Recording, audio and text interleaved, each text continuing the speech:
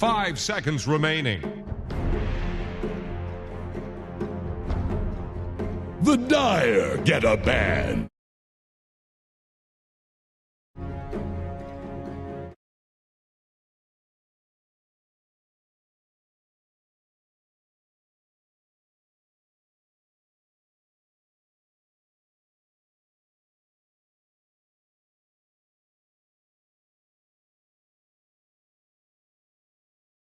Remaining.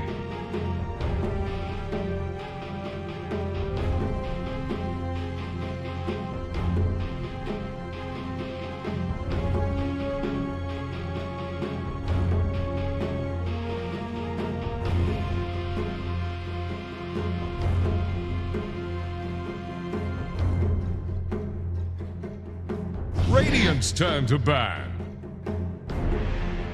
Dire's ban now. You know how it's like to play when you're playing on 20 FPS? 20 FPS? Like your screen feels like, I don't know, it was born 1920, you know? 20 FPS is going to be a bit rough.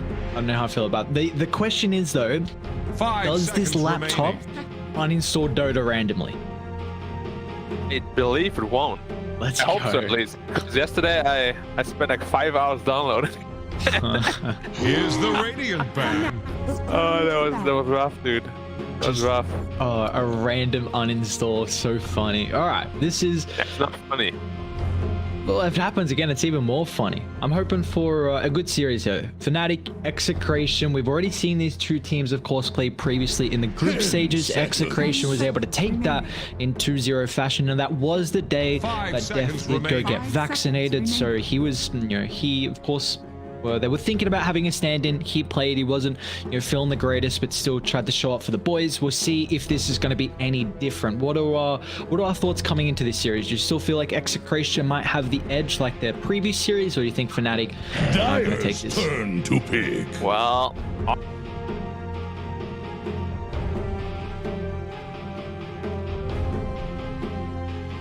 moment kind of thing, you know what I mean?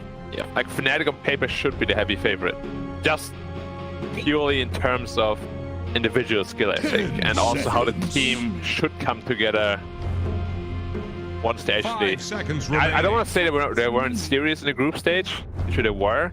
Radiant's turn to Probably, pick. Templar as you said, a little bit more Templar laid back assessed. because the conditions weren't super good for them, right?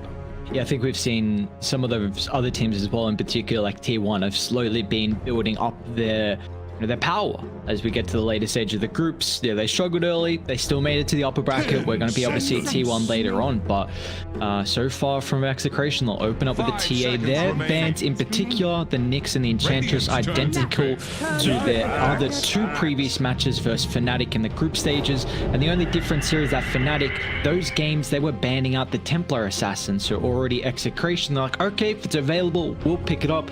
The only issue is that Fnatic get a hell of a combo here with the Axe and the Phoenix. Obviously, if you change up your banning pattern, you do have an answer for the hero you're letting slip through. 5 Axe, Phoenix seconds is a remaining. very good answer to TA. Remaining. Honestly, Axe is one of the best offlaners against TA, period, because, of course, when you call her, after the Splinter, you get 40 bonus armor. Is it 40? From Cole? I'm not sure. I don't Let think me do it's that. some. It's 30, okay. So 30 bonus armor. And of course, you don't care at all about TA hitting you after that. And Phoenix, perfect as well, because both of their stuns will disable to either go through BKB. So TA is not going to have the easiest of times, especially if they also pick a strong mid hero against her. Yeah, and I guess with all the damage over time that Phoenix can provide, and TA's not really, when you think of TA, you're not a hero that's able to kill off the Supernova. And now Execration, I wonder if they're going to pick a position 4 here that can kind of play around killing the egg. And yep, they do. So Mirana's going to get picked up. One of the better ways to... But they don't have a stun, though, to set up for the arrow, which is another big reason you want to pick up this hero. Yeah, and 10 seconds. 5 seconds remaining.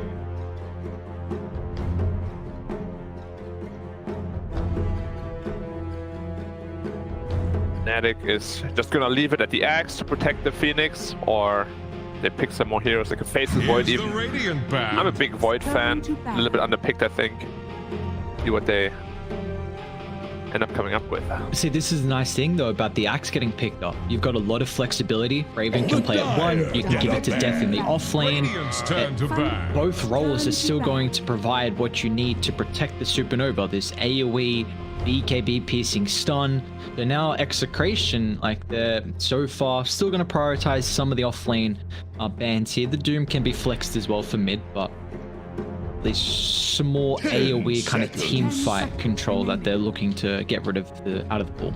5 seconds remaining.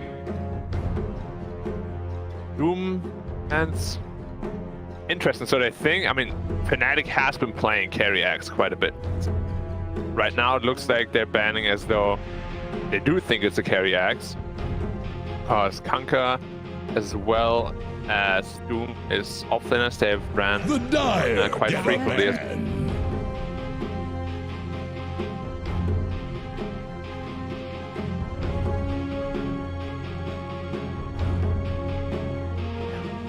Against DK, who can up the tempo very early. Pretty tanky through his BKB, regardless of what heroes we throw at him. But yeah, lifestealer makes a lot more sense. 5 seconds remaining. Tank killer, lanes well against the Axe if they landed there. Here's the Radiant Band. I wonder if Execration previously paired up the Mirana with the Sand King, so I wonder if they're going to potentially keep that in mind. Doesn't look Lots like of good combos, right? With the Mirana. There's Sand King, there is Dragonite, who's already banned, of course. Mars is a very good one. 5 Actually, if you have seconds Mars, remaining. Mirana, if you can land up the spear first, it's probably the strongest combo with Mirana, just because it deals so much right-click damage, and if God's Rebuke afterwards as well. It's just the ease of execution. Sand King with a point target stun, a little bit easier than the spear, of course. But like you're saying, Way if you do easier. get that, then Mars gets catched. It's a lot more damage input, and they might actually even think about that as well, just because you deny pick it from Fnatic, potentially going for like a 24th pick here, where they flex the Axe to the 1 and then go for the Mars to still further enable the Phoenix, and then you've got your own kind of little team fight, which they are lacking at the moment on Execration. Fnatic have already a superior team fight advantage. Yeah, and balance a Terrorblade as well, just to make sure they don't run into like a lot of late game problems. Although I gotta say, if you pick Terrorblade and TA in one team, 10 seconds. most teams would get away with that, honestly. 5 Like, where's seconds TP gonna farm remaining. after a bad laning stage if you have a TA? It never feels good having two heroes that want to be farming Ancients. Like, it's so hard to divvy up that farm. Dire's turn to pick. Interesting ban. The Leshrac, also a very flexible hero. Like, so far, we can't actually say anything about Fnatic's lanes. So Execration has to pick heroes that are decently strong against a lot of them. It is probably just going to be a Leshrac middle, but they could flex it off then as well.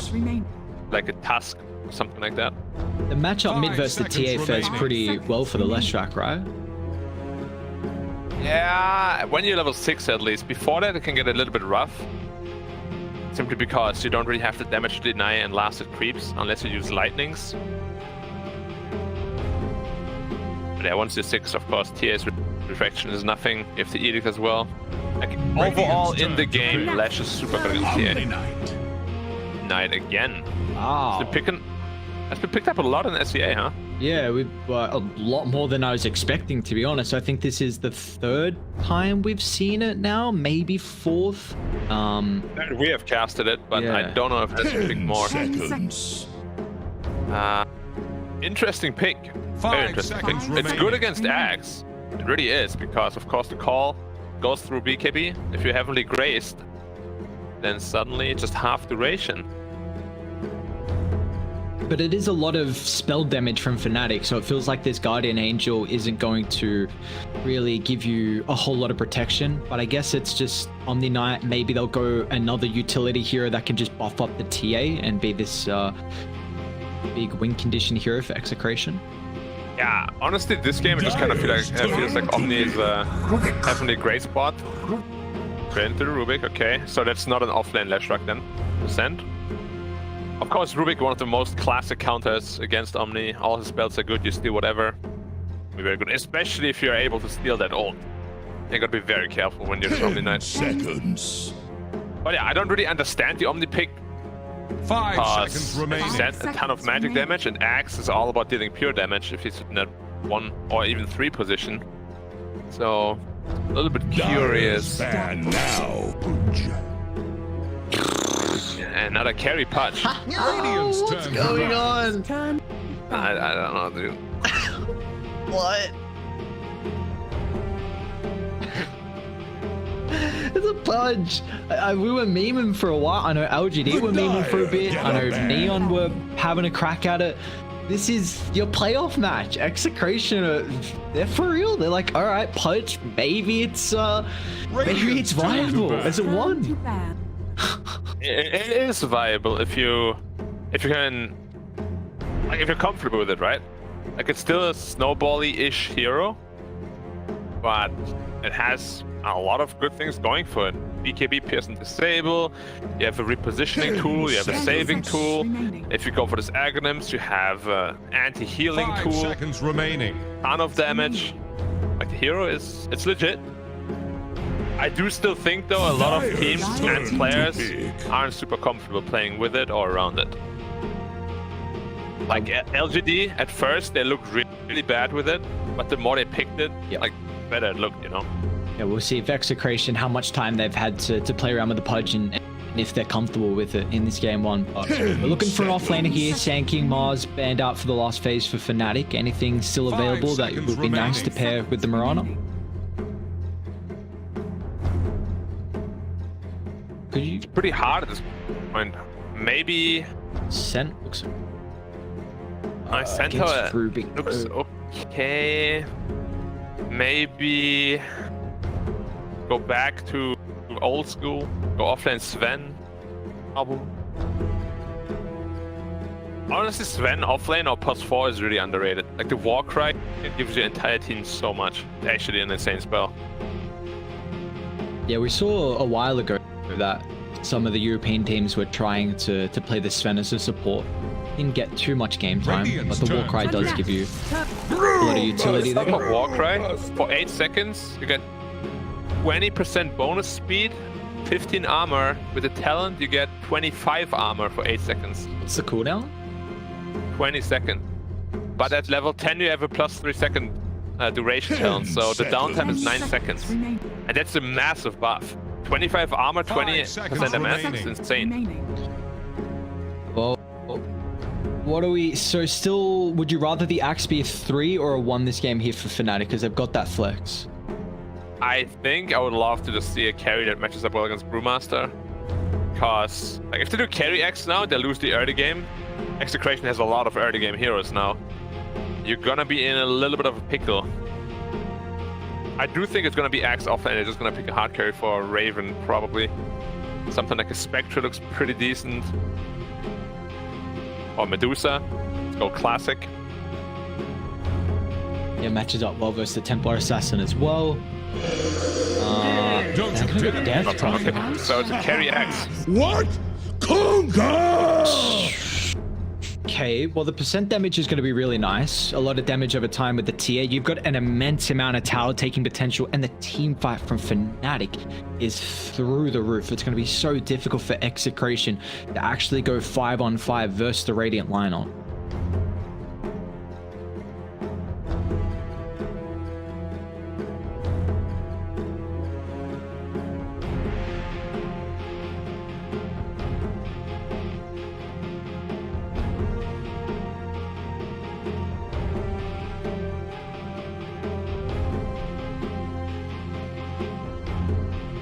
Ten seconds. 5 seconds remaining.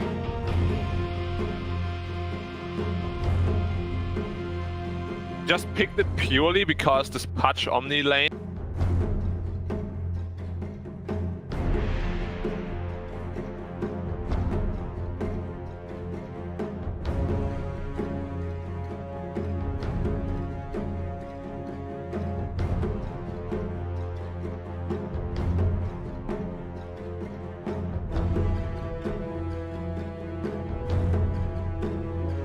Damage resistance. But it's gonna be an interesting game. Like, I want to see what this Punch Omni lane can do. It's very old school. It's like Dota 1 stuff. So. Actually, how we feel about this game one for Fnatic and Execration? A big upper bracket round one. We get to see kind of the Pudge in a little bit less of a memey aspect, and then Fnatic going for their kind of classic Raven axe that they've kind of introduced after seeing LG played at a very high level. How are we feeling about this draft?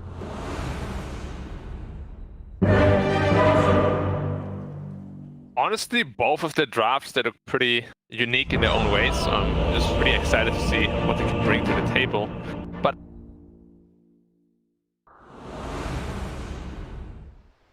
I'm dead. Knight is just I'm dead. out of place for me, I gotta say. And also, we haven't seen Pudge win like anything yet in SEA, so.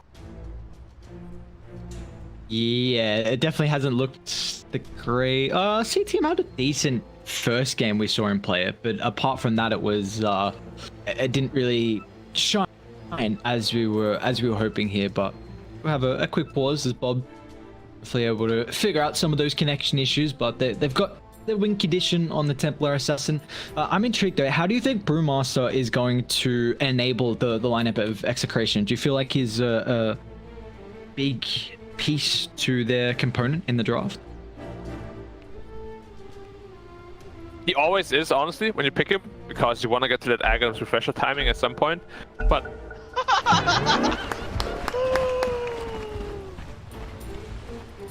with that split, he's going for the Urn, maybe into the Midas, and then of course Axe, Fresher, the usual stuff. Feed me if you must. The lane should be pretty hard though against You Axe must. as well as Phoenix.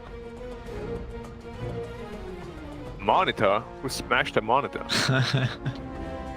By the way, Ares, was my camera disabled throughout most of this? Just the I was very practicing tail my end, like 10 seconds backstroke. before we switch screen. Then, like, my thing just stopped working. What did you do? Finally What did came I a do? Why are you blaming me? Yeah. But how am I copping mean- the blame? It's your fault. It's your camera. It wasn't the camera, it was your program or whatever you use. My program didn't do nothing. Alright, bro. Dude. Alright, you're biased, of course. It's fine, don't worry about it. I'm gonna drink some water, cool down. Yeah, alright, you better cool down, man. You, gee, I I'm saw cool, you. I'm cool. I saw you playing those games on stream earlier. You were, whew, and I was owning, dude. yeah, alright, not from what I Just saw. drink. You really want to go at this again? I'm gonna drink water one more time. Or just cool off. Alright, I get some water in me too. That's alright. Alright. 30 Okay, seconds good, to I'm last. good. Are we gonna see First Blood again at the same rune spot for the 5th billion quadrillionth time? Nope. Just a scouting arrow. It's been worse when we've seen the Radiant team just run up the higher ground, then like right next to the right side of that tier 1 tower and just be like, oh, yeah, there's 5 heroes here. Maybe I actually can't really contest this.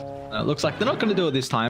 Radiant, they don't really have The battle the begins. numbers here to contest versus Execration. Oh. So bad, man. That punch is so bad. Dude, what? You just missed one hook. That's a big I mean, one. I don't mean his punch is bad. I just mean the hero itself is such a clown. Do you like the persona? I knew you were gonna ask that. I wanted to say no preemptively, but no. It looks horrible. It looks terrible. It's so bad. I also hate the voice. There are like so many other, like Pudge has a ridiculous amount of cosmetics, and you choose this one to go into the game with. Like, I don't know about this one, boss. Yeah, it's the kind of thing where you're like, I'm dead. Yep, straight up. We'll see. Dead inside. This lane should be so rough for Pudge Omni though. Double range is always a little bit of an issue, especially if the Rubik has boots and your Omni Knight is like, let me hit you. Yeah, it feels like Omni Knight is a position 5 in the lane is kind of just you try and soak abilities. It feels like he's a more mediocre Abaddon in a way. Yeah, I mean, what you want to do, usually at least when you play with 5, is the lane is whatever, you just want to heal them up a little bit, but then just get a massive amount of stacks out and help recover that way. But Hutch isn't really a stack taker, especially early on. It's very much struggling the last hit under the tower as we'll swing down bot. Looks like Raven having a good time. 7 last hits. Do you feel like they're able to kind of harass out the Brewmaster? Because it feels like this hero isn't the greatest through the laning stage and then can pick up after that. This laning stage has been like, I don't know, actually know why it's so weak, to be honest. Like, he has 2 really good spells, but must have just lose lane. Probably like his base stats are pretty weak. 2 armor, like 55 damage or so. But as I say that, Raven is taking a lot of damage. No regen left on him. DJ though, what a bro. 2 hitting self ready already. I got you, brother. Don't worry. Raven didn't come out with too much sustain. That's quite often as what we see. He's even got his courier at the Dire Secret shop, so he's gonna make it the long trip around just to make sure it doesn't get killed off at. Oh, careful! Like, if a random Mirage just goes there to arrow the big creep there, courier is dead and your ring is gone. Big one to lose there as we take a look how mid's gone for Chien. He's 16 last hits and with 2 points already in the Edict, putting in a little bit of work on the T1 tower. How does a Leshrac want to skill bid versus a Templar Assassin? Level 70 or 1-4-1-1. Like, you're going max Edict every time pretty much, because that's the way you kill TA. TA is very low range, so if she ever wants to aggress on you, you have this turnaround potential. What's this? Dire fortified. Honestly, whenever you can on Leshrac, you always want to max Edict. This is the best spell you have. Denied. Yeah. Wow. Like, if you got stunned in the tower there, a lot of trouble. Still yet to see our first kill of the game at the moment. As the lanes continuing to develop here. Is there a lane we should keep our eye out for a potential first blood? I feel like it might honestly be middle. Like, when this Lash hits like a surprise level 6 with the boots, might be a pretty easy kill. Like, top on both sides. Same as bottom, really. Like, Axe Phoenix is not really killer lane until Axe gets levels. Who gets the rune? Wow, they both get a water rune. How heavy DJ actually wanted to congestion. steal it. DJ mistimed his Icarus dive a little bit. So how's the mid experience looking? They're both exactly the same. Wow. So whoever gets 6 first is obviously going to be at a big advantage here. But if they get it at the same time, then there's no advantage. Do we want to see some rotations potentially come out from the supports to maybe utilize that big level 6 advantage? Definitely, especially for the Lash. Like, it's so easy to kill the TA. But what we need even more than that, never mind, we already have that, is a sentry ward. When you play middle against TA, you always need a sentry ward. Huh? Steal the stacks as Axe. Are they gonna contest that? It is small. Fortification can save them. And he arrowed the small creep also. fought in a And it feels bad, man. They did block up the Ancients. There's already a double stack there from Radiant, but they have a really, really strong lineup to invade early, and this is kind of the weakness of the TA. Like, you really want to be farming your Ancient stacks, your jungle stacks, and if you're against a team that can contest very early, you're going to see, you know, the prowess of this early game come through. Like, Fnatic are just going to put a lot of emphasis on kind of infiltrating through the triangle area. Yeah. TA is really weak without level 6, especially, of course. Now that Lash is 6, gotta be careful when you're EA. You can die really quickly. Are we gonna see more sentry wards come out from the Dire side is the question. RR's cliffed. You should be able to TP out, of course, but it's always kind of embarrassing to get cliff like that. Hate to see it. Love to see it, you mean? Love to see it. Oh, we got a 1k gold leader ready for the Radiant, despite no kills. That's always a little bit of a bad sign for a team, of course. Omni Knight trying to absorb some Edict, but the mid tower is taking a lot of damage. Arrow. catapult. Regeneration.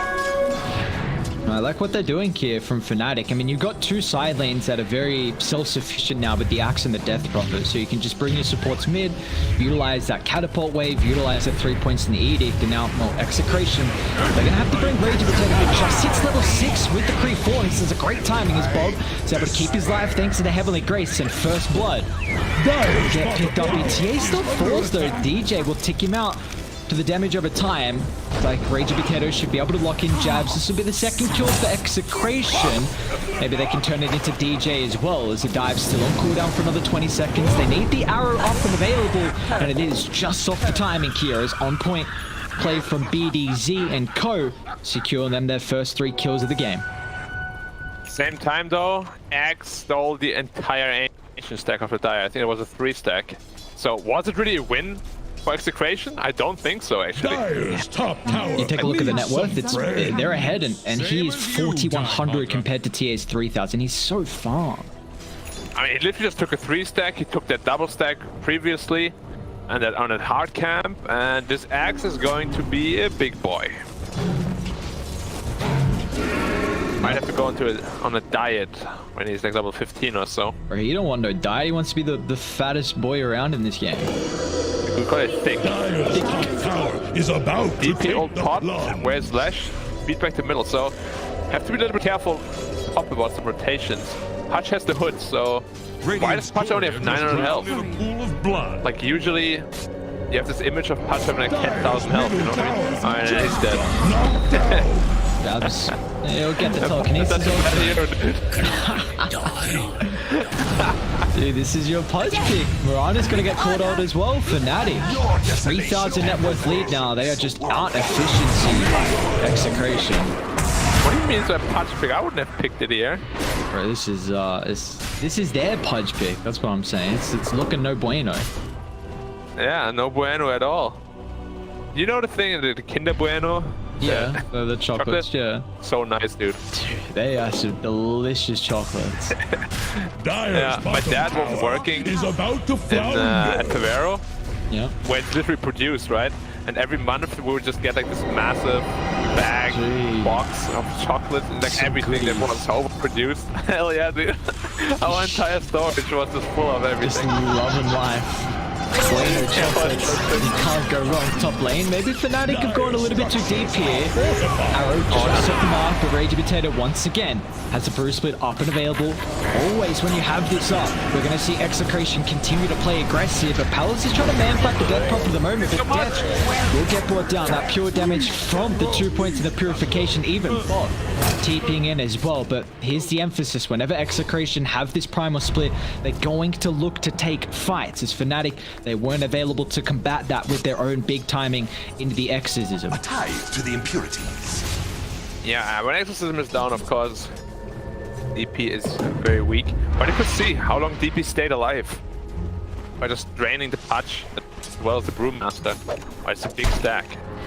Very big stack. Now, if Axe gets this stack as well, he's so close to his Manchester already. But what is contested? I can't. Look at the network. Oh, they caught the Brewmaster. Nice combination, and it's gone. Bye-bye Rage of Potato. Was really close to the Midas as well. That is a big kill to pick up here for Chien. As got one. Dire's 2-1. Are you Lash player? is about no, to I'm not. flounder. Okay, let me give you a Lash tip. Zero? When your ult is activated and you off on it instantly, you get another additional pulse, like almost instantly. So if you need some extra burst damage, or have the mana to spend it, way to be more efficient. These high experience and high caliber Lash players that always got those little tricks in the back to play around with. As Chuen is 2-1-1 at the moment, and yeah, looking really strong as they can take the top tower with ease, not really having to require to use that Death Prophet ult, and now they've still got it in the backpack if they want it for another big fight. As well, Radiant's Chien, bottom along tower with DJ, is they're under going to attack. smoke up to the tier 2 tower, look to see if they can get another +1 connection here. Do they even need it? DJ does have 2 points up in the Sun Ray, so some of the percent damage, but now they're going to reveal the Yules. Two going to drop directly on their head. Palace at least protected with a Heavenly Grace, but they still got the trap cell as well. Is that enough to lock them in? Chuen, he can chase down the Omni, but they can't chase down Palos. So Pudge will get back underneath the T1 tower, but he is lowest networked out of all the cores and really struggling. Fortunately, I have to say it's not surprising. Like laning against the DP. Yeah, I played a lot of core Pudge, right? Especially mid during the DP meta. And I played against DP mid like almost every game. And it's just bad, man. It's like probably the hardest counter, or one of the hardest counters. The prize is mine. 5.5% max HP is damage with your Spirit Siphon is just ridiculous against a hero that your whole concept is being just a beefy boy. Good. And the Ghosts, they shred you early on because they have no armor at all. And honestly, Pudge, just look at his health pool, it's not that high early on. Axe is close to 2,000, he's sitting at 1,200. And this is an Axe that almost has Manta Star completed as well, so his farm's further going to increase, and not only his farm, but also just kind of suffocating the map and taking away some of the farm that Execration could potentially be picking up in the jungle. So we're going to continue to see this net worth lead grow here for Fnatic very shortly.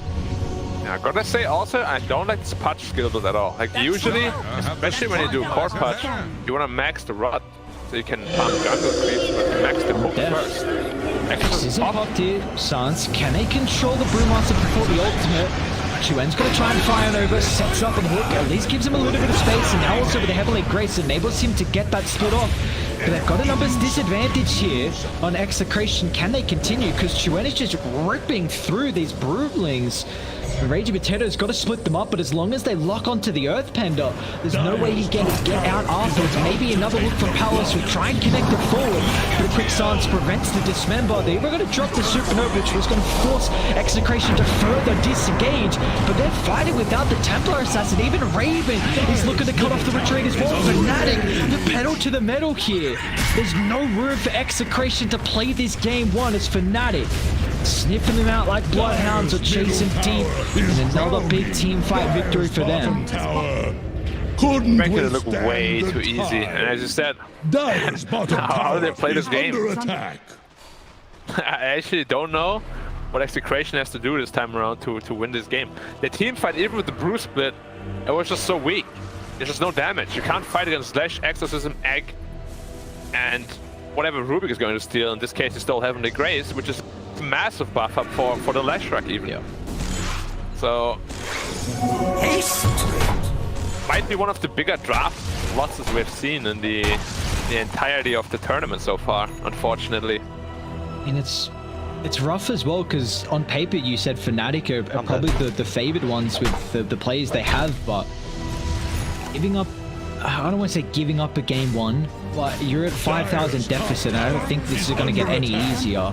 And now you're potentially going to play down a best of 3 with already a game loss, and against the caliber of a team like Fnatic, and giving them this window can be really scary. Now it's just potentially another kill.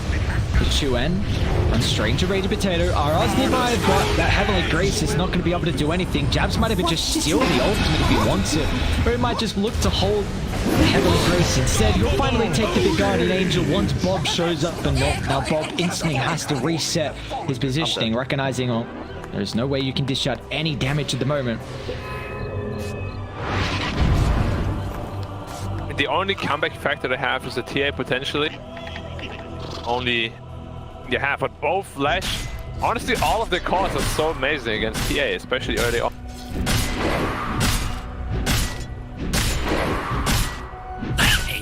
Like usually you want to pick core heroes that, you know, like you make up for each other's weaknesses, but Pudge is also terrible against these heroes. Yeah, like you said, I guess the shining spot for Execration is the TA farm, but when you're up against the bad matchup that they have, then it's going to be very difficult for them to find a route back into this game here in Execration. Maybe they can sneak Roshan potentially. You always have this capability as a TA that can, you know, take it at very quick succession. There's top Raging Potato. Just force out the Bruce. It's the only team fight you have pretty much, and now it's gone. We might just see Fnatic look to smoke up and Deathball down the lane here, and yeah, they're going to do just that. Jabs and Death are going to lead. Raven also has the blink available to jump instantly on top of Palos, and with all the percent damage, he gets decimated. They're even going to be able to catch out the Omni Knight as well. Again, they stole the Guardian Angel. It's still on cooldown for another 70 seconds on the Ruby. Are they going to let him live? Death should be able to find him. Yeah, I mean, it's just... What a draw from Fnatic. Now they can think about taking Roshan. They don't have level 2 in Exorcism. It's just a little bit shy of the experience, but I don't think it matters with the lead that Fnatic have. I believe Omni didn't use any spell for, like, ever.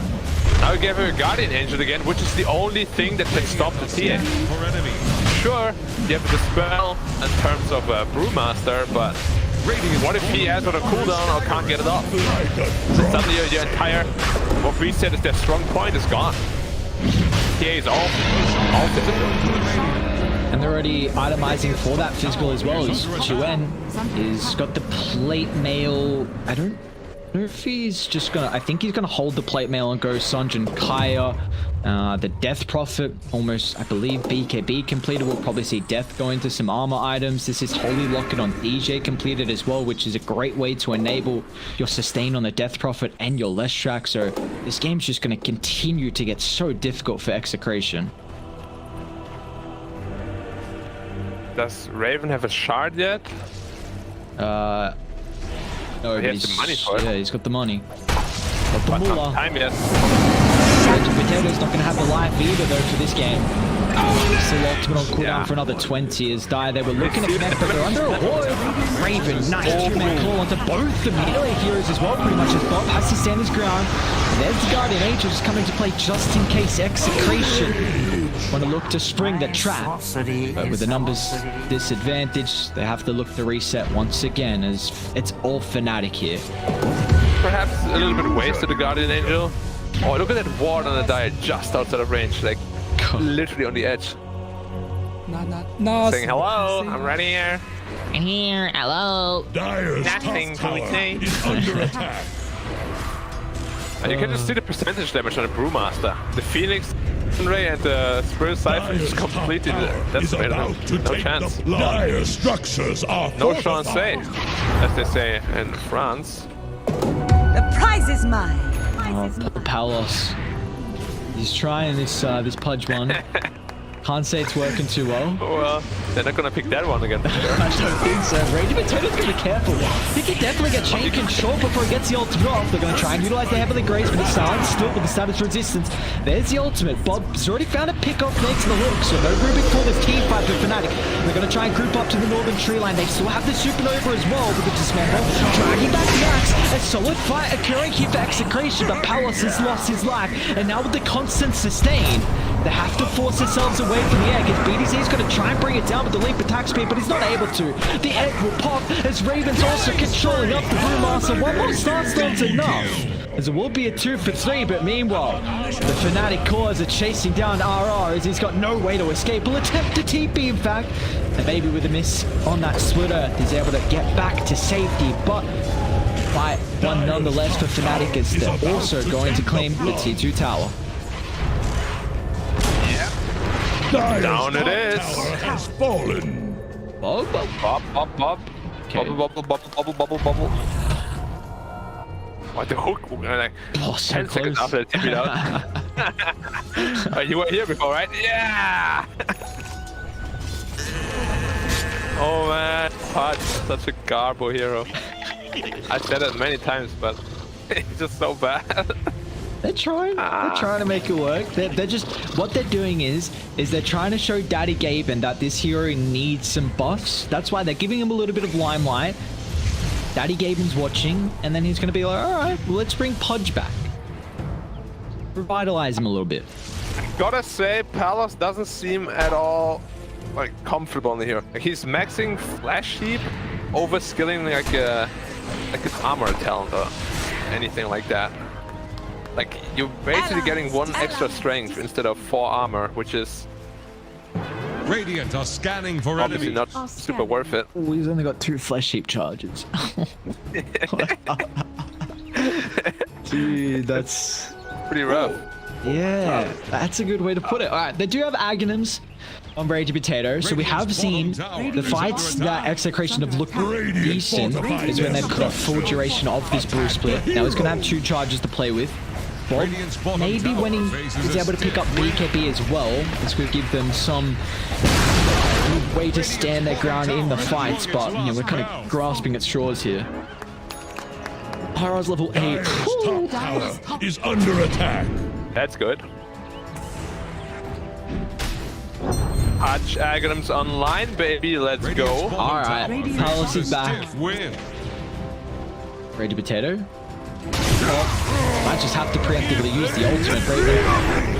One call there, and oh, now we will. This Rage Potato, he can get rid of the Axe Illusions. Now, Raven's still, I mean, he's got so much health to play with, especially with the Sun Ray. They need to find the Phoenix. In fact, they're just going to try and cycle in up the Death Buffer. Talos missing the hook, so they can't reposition him. Now, but just with the single Earth, can he survive long enough? No, the kill. Raven commits it for the kill. It's going to be on cooldown now for Vicky, but they're happy enough from taking away that second opportunity with the Primal Split.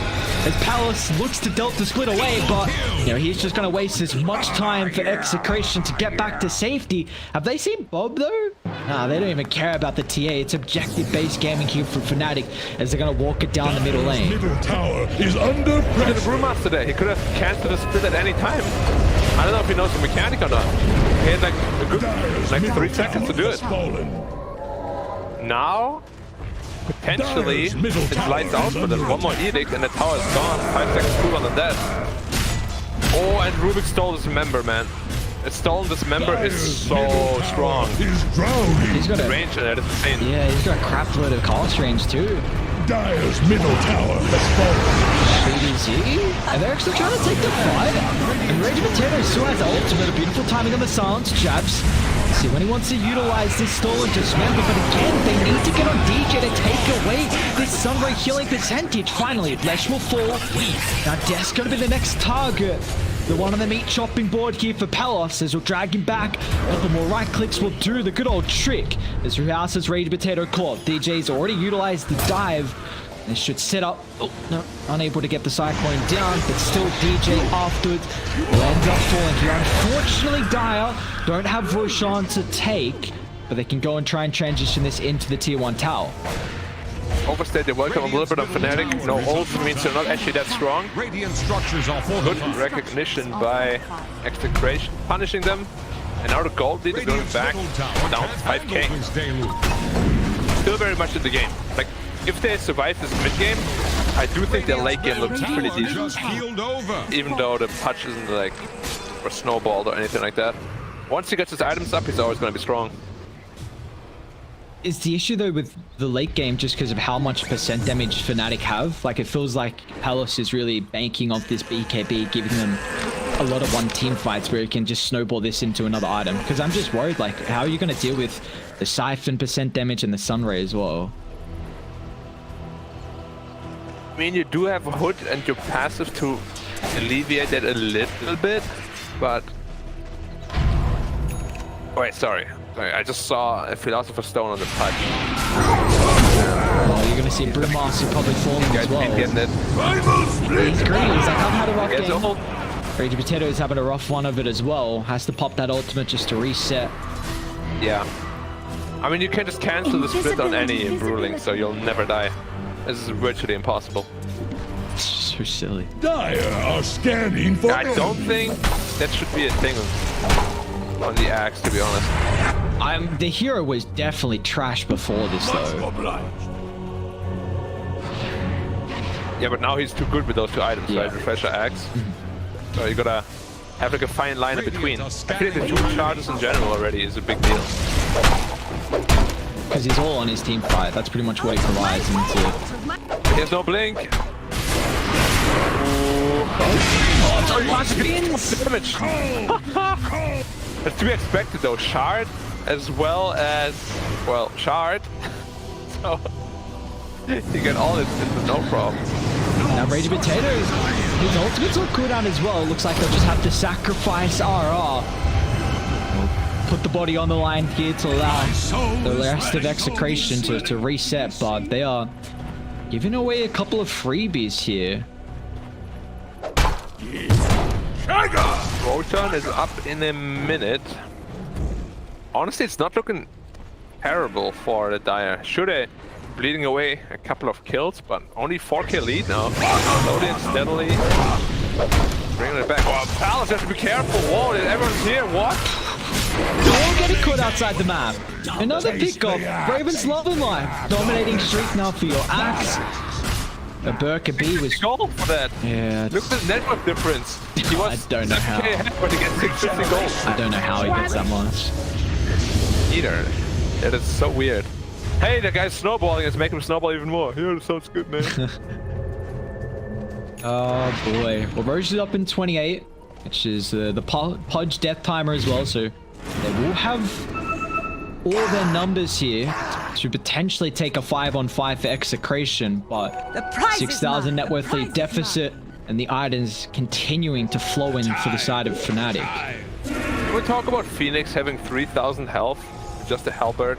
Gee, And 3.5 a holy strength locket. gain on a support? Bonkers. Why does he have a 500 health talent also? What is that? Doesn't even need it.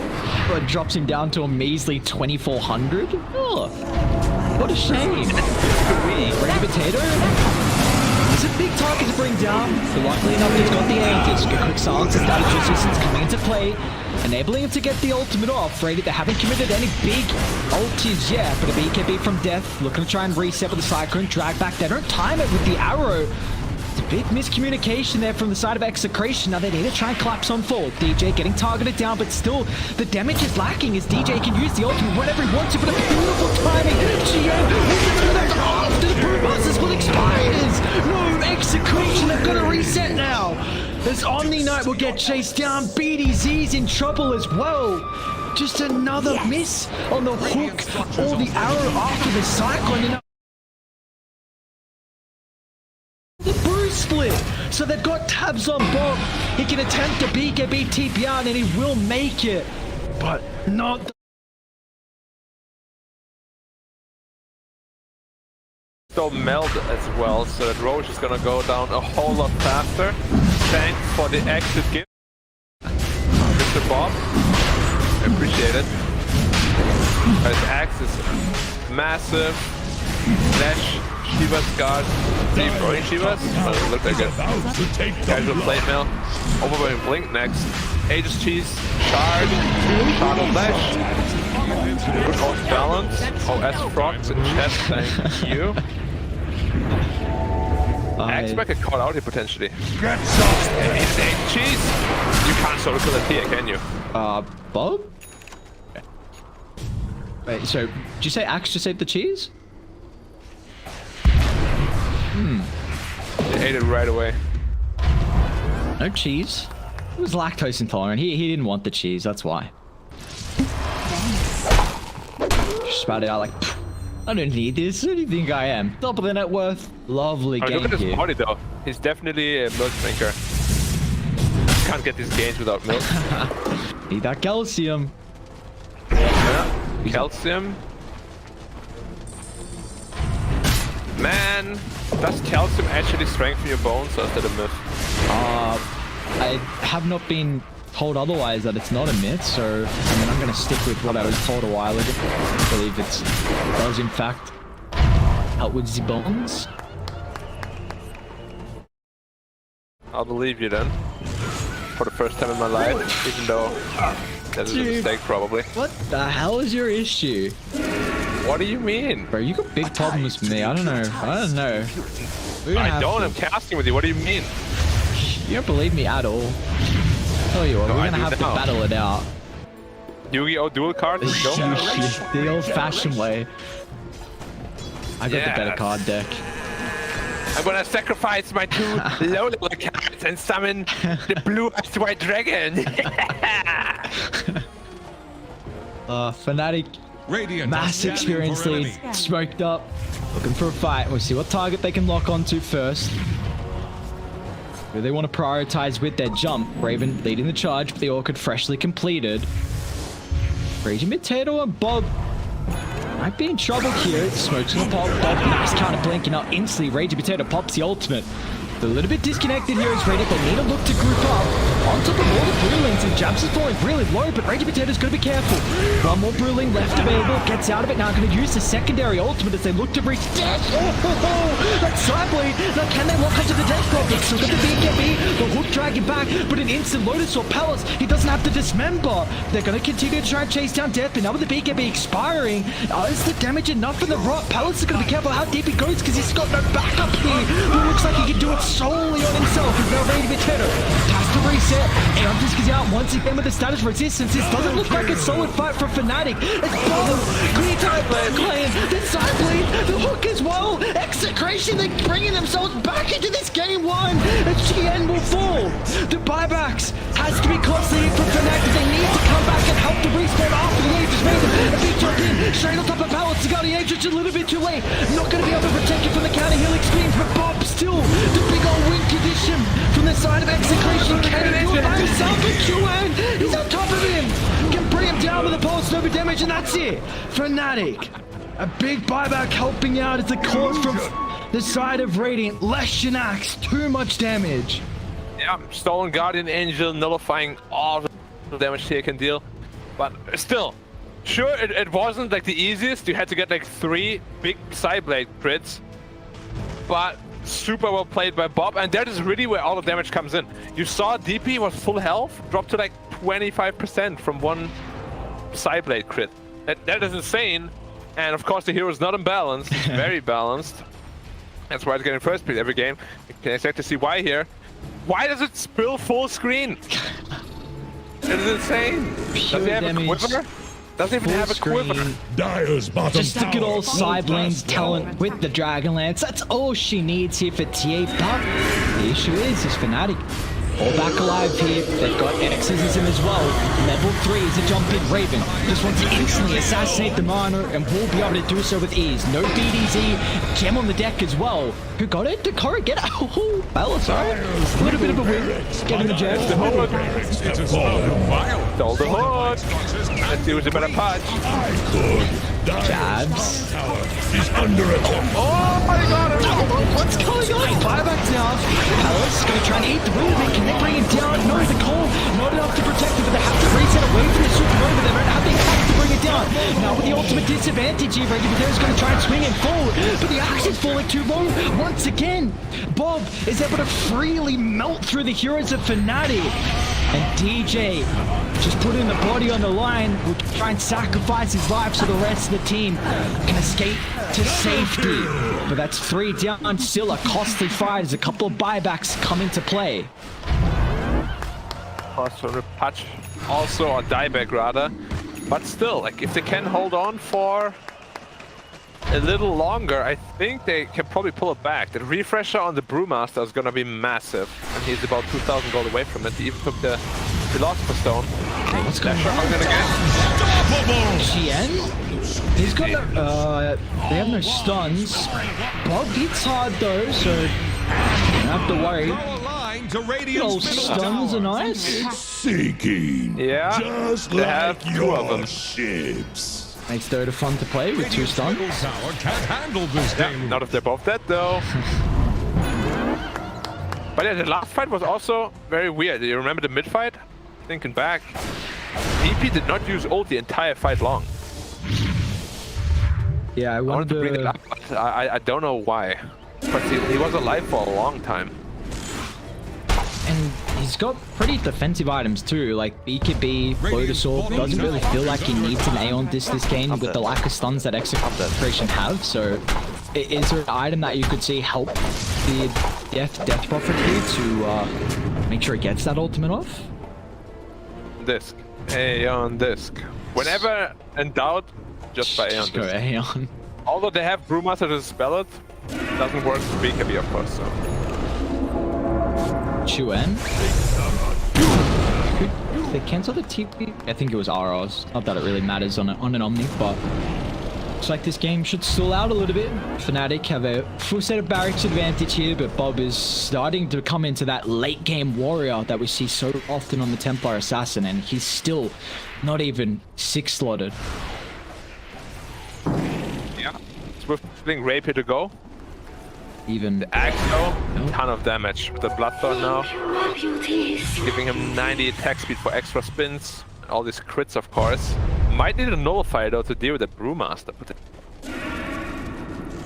It really has felt like this Brewmaster has been such an issue through the team fights. Your capability to cycling up one person and completely mitigate their impact through a fight, and just the extra control that it can really provide. I wonder if Fnatic just have to...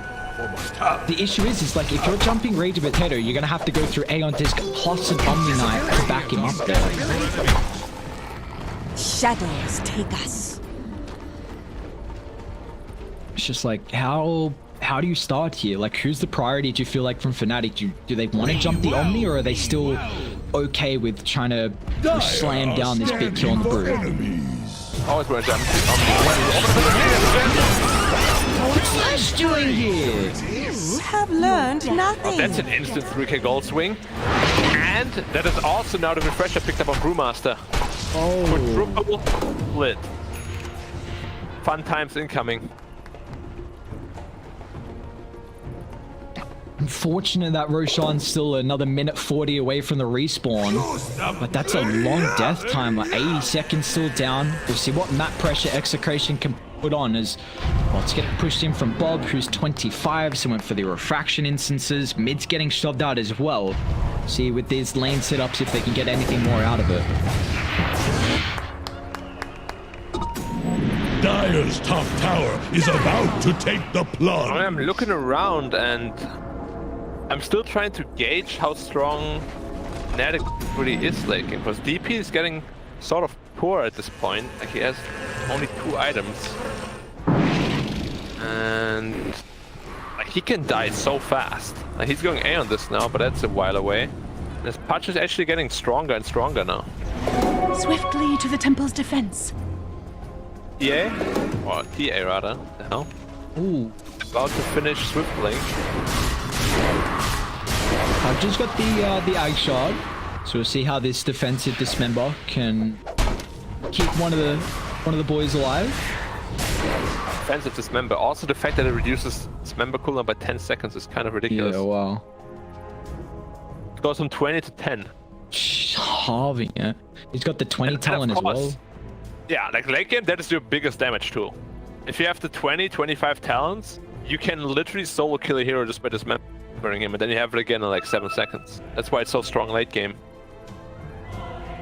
Now, what I never understood with the way to describe the talent, 1.8 times dismember damage. Does that mean the damage per second as well as the strength multiplier, or just the damage per second? Because they don't say it, right? We're just going through, like, through our games that we've seen. Some of the tooltips are wonky. Remember that Meepo one, like on day 1, I think we had, where they're just like, what is this tooltip? Like, what? Yeah. If it is 1.8 times the strength, 1.8 times the strength as well, that is a ton of damage suddenly. But you never know. You never know with Dota. Oh, no, so you do not. I'd love to see maybe the big patch coming up shortly, if there can be some changes to some of the tooltips. Yeah, because some are confusing. Did you see Death actually went for the Ag Shard on Death Prophet? How do you rate this Aghanim Shard?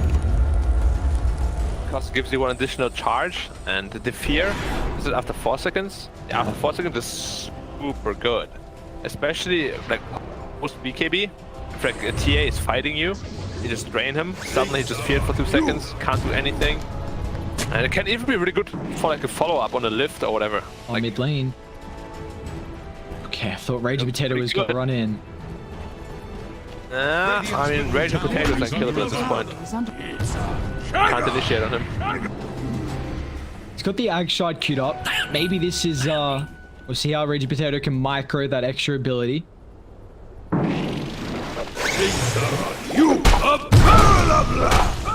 The only issue is right now is that Roshan's up and Dire are aware of this. They're going to see Death nearby, so we'll see how fast they can get over. With X isn't committed.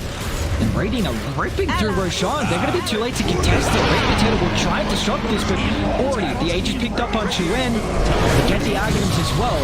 Because let's see how Dire want to try and find an angle to take the team fight. This one split's been wasted. Luckily enough, he's got 3 left in the bank. Consumed the Agon Scepter, so his spell still cooldown is 1.8 seconds at this point. Why not? If he gets a Guardian Angel now, that's game winning. Or the split.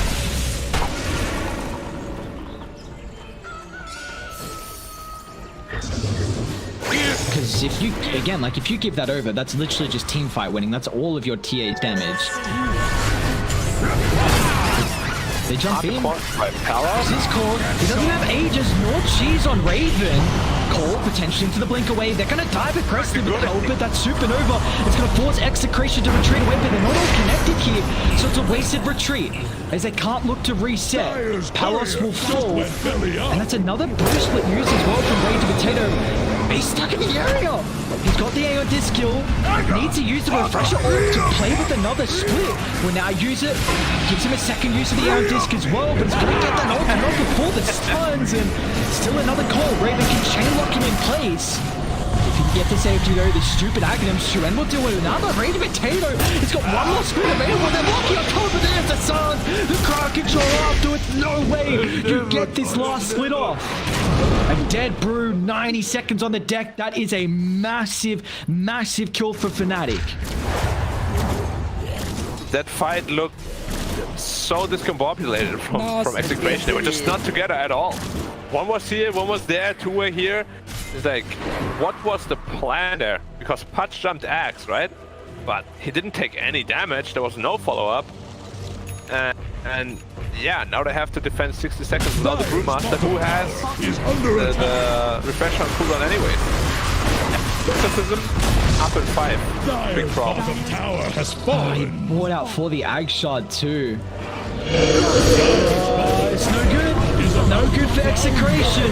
I'll try and hope that the Glyph took a delay at long Bob. He's going to jump in, but an instant solemn Bruce split from Jabs will keep him alive there. But they're wasting time. We'll see if this is enough, however.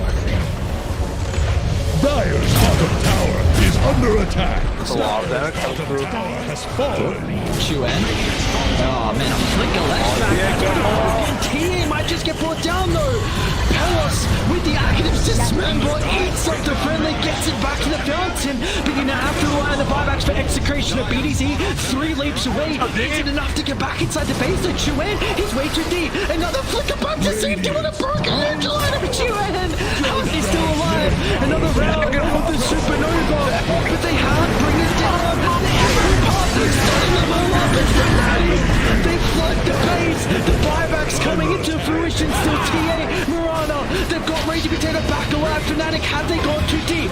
They're locking the Rubik. Jabs will fall. They'll look to death with a quick BKB to the TP out. They don't have to control. They're going to turn their attention to DJ. They should cancel the Phoenix's TP. At least they'll get the double support. But that's a costly defense for Execration. Slide. Radiant's top tower is under attack. Ooh. Yeah. I mean, the meter is still up at least. That's something. I don't know, like Fnatic is just playing with the food at this point. I feel they could have easily ended this game if they wanted to. Maybe not end the game, but at least get Raging Potato. Where was that? Oops. Mid lane, Raven just jumped him. My bad. Oh no. Now Bob, he's got Palos behind him. Holding the mark, they're going to burn the refraction. Palos, let's see if the dismember is enough. He's not going to be able to get back inside the base. Not that it even matters. Great use of the Hurricane Pike and with the damage stacking up on Axe. But it's not the skill damage with the Pure.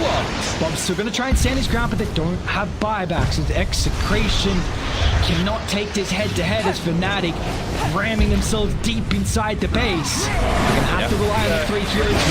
Another jumper. He's not caught. He's grace in the purification, but Bob's going to lose his life as well. 4 down. This Chuen can do it all on himself with the help of death. Jeez, a job to 44. Minute victory. It's Fnatic. Take game 1 here in our upper bracket round 1. It wasn't the cleanest game that Fnatic ever played, but The draft was strong. The game pretty much entire game, and I guess props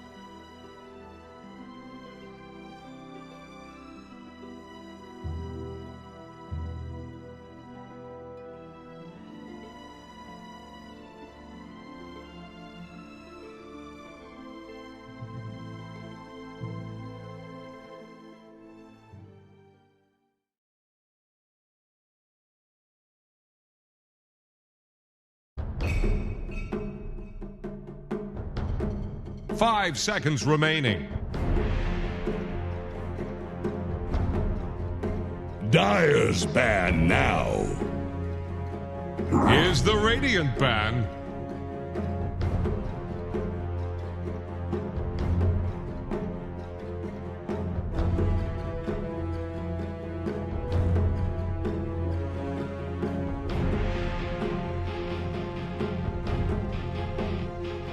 Ten seconds. Ladies and gentlemen, welcome back. We got our second 5 draft seconds underway here remaining. between Fnatic and Execration. Black, we might not get any more of the Pudge position 1, although I feel like they might have a little bit of redemption to do after that game. Yeah. Dire Redemption, get a yes. ban.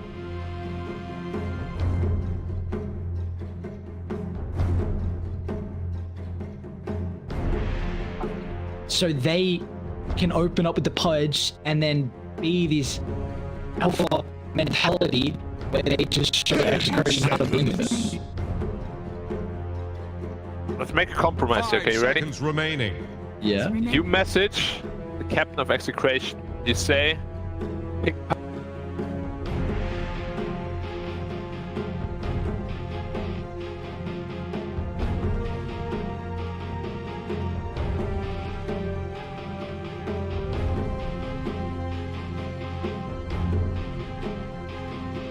you do sway. Like, I just said one thing and just swayed your opinion instantly. I don't want to see Execration take it. I said I want to see Fnatic do this alpha. Fnatic needs me as well then, so message Fnatic. Whoever picks Pudge, they need me in their team right Radiant's now. turn to Dude, pick. I don't know. Yeah. Raven's kind of god tier. I'm sure, I'm not disputing that. You're the But carry Pudge is my vibe, dude, it's my thing. You can't just do it, you know? You gotta know what you're doing. I know what I'm doing with it. Yeah, well, Execration, they did not know what they were doing with it in that game I one. did not know what they're doing with it. We're gonna see 5 an ancient seconds. apparition picked up here though from Fnatic, so I was kind of theorizing that Radiant's turn to pick. the Axe might have a little bit more priority. That's something that I brought up towards the end of game one, that maybe Execration were gonna try and change up their bans and still put more emphasis on getting rid of the Axe. Do you feel like, however, the Puck and Lion from Execration might prevent this potential Axe getting picked up? I don't think Axe is particularly bad against either of them, so 10 Probably not. seconds. but we're gonna pick Pudge, so let's go. 5 seconds We're gonna remaining. first pick Pudge. The Pudge AA is like the ultimate anti-heal threat. That's anti-catch for Puck though. I don't know how you're ever gonna get that man. Hook him, yeah. Phase shift, dodge. Nice hook, bro. Out! No chance you get him that one. Well, not if you're Pudge, but if I'm Pudge. You know what I'm gonna do, right? I'm gonna hook him.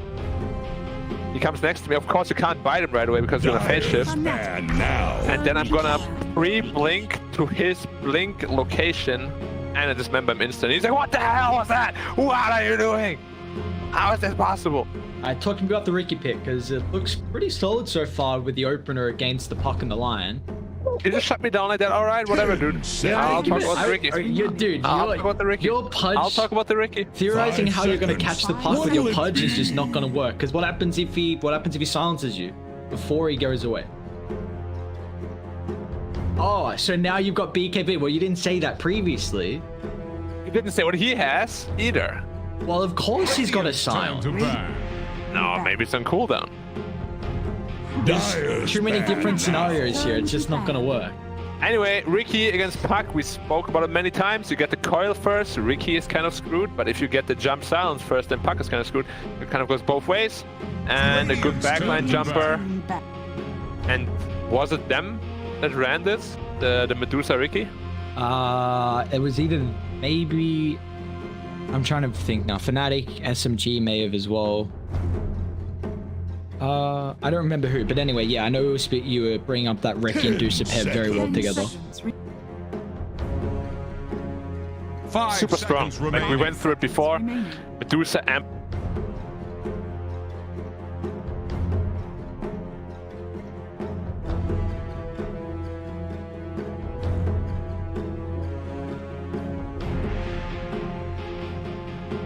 tanking and taking towers, team fighting.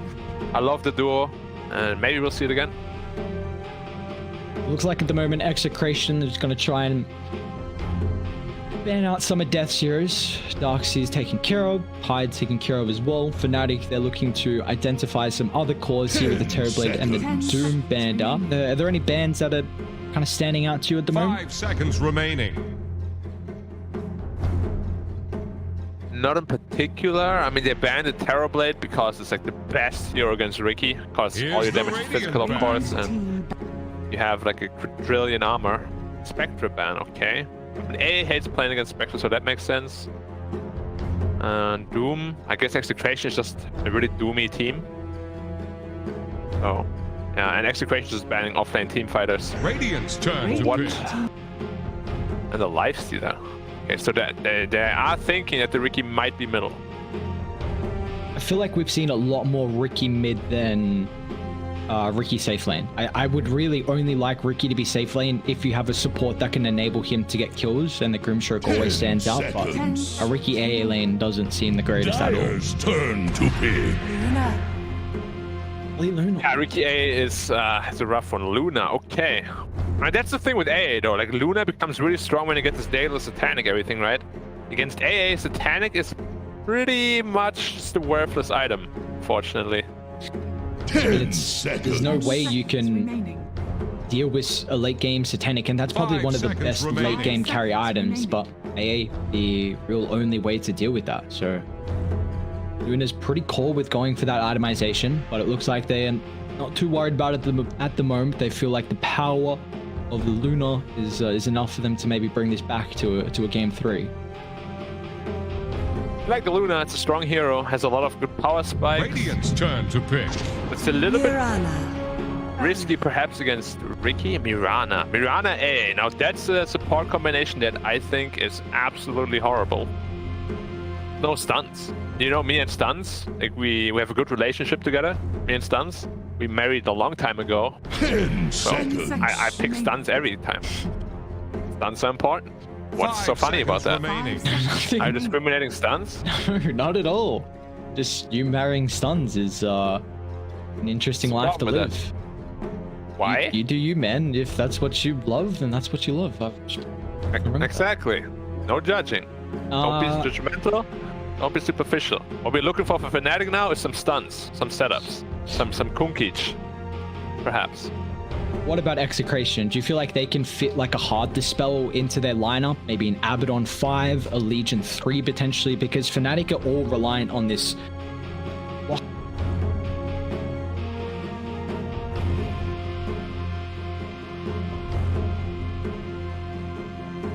So line up because you have a lot of stuns already. Stuns are good. Get any You know, if you salt pick in stuns your early, that lungs? means you have a lot more options later on in the draft. Whereas Fnatic is kind of locked in. Picking what? Stuns. Yeah, exactly. Listening, it's okay. Sorry, I'm Dyer's turn listening. The to Execration, if they're listening too. Yeah, Abaddon picked up. Strong combo with the Luna Abaddon in the lane. Luna's going to get a farm. Can harass out with the Abaddon. With that beams as well. Oh, monsieur. Monsieur Ares, how are we doing today? Dyer's ban now. See very well. Stuns. Oh, stuns, wow. We spoke about Mirana Mars last game. You do the thing, and he says perfect, of course, and then the arrow, and she says perfect, and everything is perfect, and you kill the guy. In the game, of course. Perfect. My only issue with Mars is that I hate when you play this hero into a hard dispel. You are very 5 reliant on your seconds speed, remaining. getting the connection in the arena, because that does an immense amount of damage with the good old gladiators just spearing them down, poking them through. But Abaddon with that shield, it's really going to mitigate a lot of the Mars damage. It is against the Luna though. I guess stopping the glaives. Luna does have a lot of split damage though with the Here's beams the and knee Radiant clips, so Brand. at least one of those carries that can dish out some of that hybrid damage. But yeah, again, I really want to feel like this Abaddon is going to have a field day. What the hell just happened, man? I'm looking out the window. I can't see anything anymore. There's a massive fog and the rainstorm. Damn, let's go. That means we need to pick Zeus right now. Seconds. Is that your reading? I 5 seconds remaining. Radiant's turn to ban. like it looks like death, to be honest. Jesus, that's no good. Oh well. Whatever. Whatever happens, happens, man. Can't do anything about it, right? I'm gonna drink some water. Calm down a little bit. 5 minutes, we're gonna have Black just DC out. Internet gone. I'm never coming back. Death really raining in down. You're in jail right now. They've locked you up in quarantine. That's a rough way to go. Yeah. Imagine getting Zeused while you're in quarantine. You literally can't dodge the Nimbus. Because there's like a rot outside. I don't know what I'm saying. I understand. Well, let's see. What do you feel like Fnatic looking for with their Raven here on their last pick? What do they need? Well, you know me, man. Always some good old Medusa. Those look really good this game. It always does, doesn't it? Yeah. I mean, Abaddon, not Abaddon, as Chaos Knight is also one of my favorites, and he looks pretty decent as well. They don't deal with illusions very well at all on Execration. Both their supports also lack waves to push out lanes. They ban the Magnus. Okay, I can get behind the Mag ban to steroid your Riki. Mars as well to help out. Another big team fight, but you're calling for the Medusa when the Riki got picked up. You're like, this is looking like a great Dusa game, and that it is here. Fnatic go for the So Raven surprised. Classic. They did that last time as well. They last picked the Dusa when they first picked the Riki. And it just gets through. 10 seconds. 5 seconds remaining. What are we feeling here? They're looking for They potential need offlane. to pressure Dusa.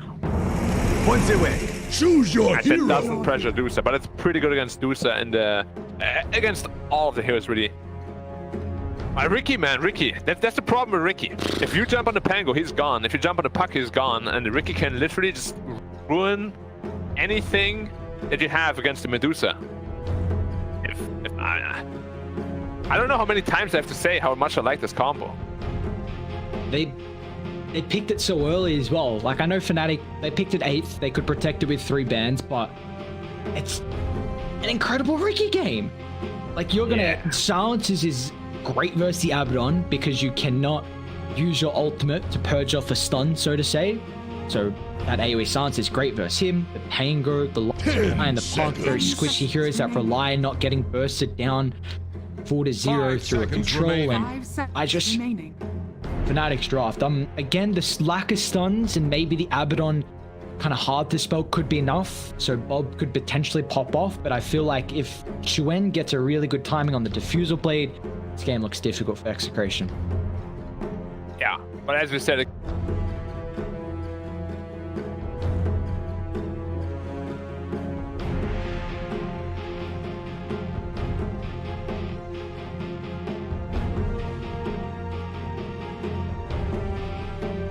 Puck might have to potentially cripple his item build because he has to go into like an early Force Staff. Protect himself against the Riki. Yeah. I think Fnatic's draft looks not necessarily much better, but much easier to execute. Which is, a lot of the time a team is not exempt from the rule when they don't have any stuns. Like, often it's difficult to execute a draft, but this time, I'd still give the edge to Fnatic there. It just looks like the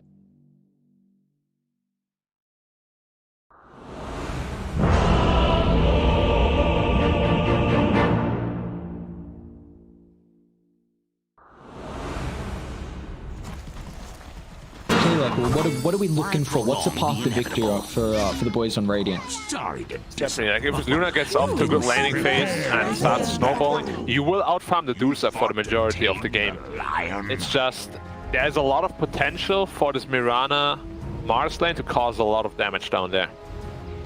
So, it's definitely, you want to snowball the Puck, you want to snowball the Luna. If you can, the Pangolier as well, but this Pangolier won't have the easiest time against AA Dusa. Like, a melee hero against AA Dusa can be a little rough. And Pango's not traditionally seen as one of the greatest laning heroes either, so exactly. Which is why I was surprised they picked it up. Usually, the best way to counteract the Medusa is either you pick something that completely owns their late game, like a Doom, and you just play it farm, or you pick something that really pressures her in lane. 30 seconds to battle. Which they kind of went like middle of the road. Never a big fan of that if you have last pick. Like if you have the 24th overall pick, you always need to have something with like, you know what I mean? It's that little big X factor quite often is the 24th pick, and unfortunately it's potentially not going to be the case this game. We'll see. Do you feel like Pango is a little bit underutilized though as a hero? We haven't seen it too often through the Loot Bet Pro series. For once, we're in agreement. Angrily, I think is an amazing hero. In the right lineup, he can really thrive and cause a lot of damage. This is one of those games.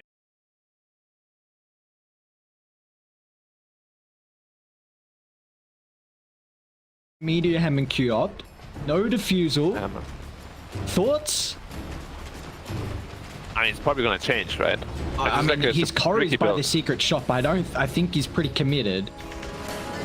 Ah. For what is my question then? Maybe it's like a farming tool early on or what? And then into the diffu? People I mean, I've seen this build many times, yeah, but same. not on a carry or core, rather. I saw some people try to theorize the potential of the Meteor Hammer on the Riki when kind of Battle Fury got nerfed pretty heavily. And I think Meteor Hammer got buffed up a little bit as well, but I feel like he just... I'm intrigued. I'm really intrigued how it's going to work out for Chuen if he goes Meteor Hammer into Diffusal, if it's just going to be an enabler for his next item. Because he won't have a setup for the Meteor Hammer until he gets the Aghanim shot. So I'm intrigued. I'm really intrigued. Yeah, can't say I've seen it like ever on a mid Riki or a carry Riki, simply because it's very expensive and it's basically your Diffusal, right? Oh. Yeah, we'll see. This offsets my prediction a little bit for this game, though, because I was expecting a fast Diffusal to jump the back lines.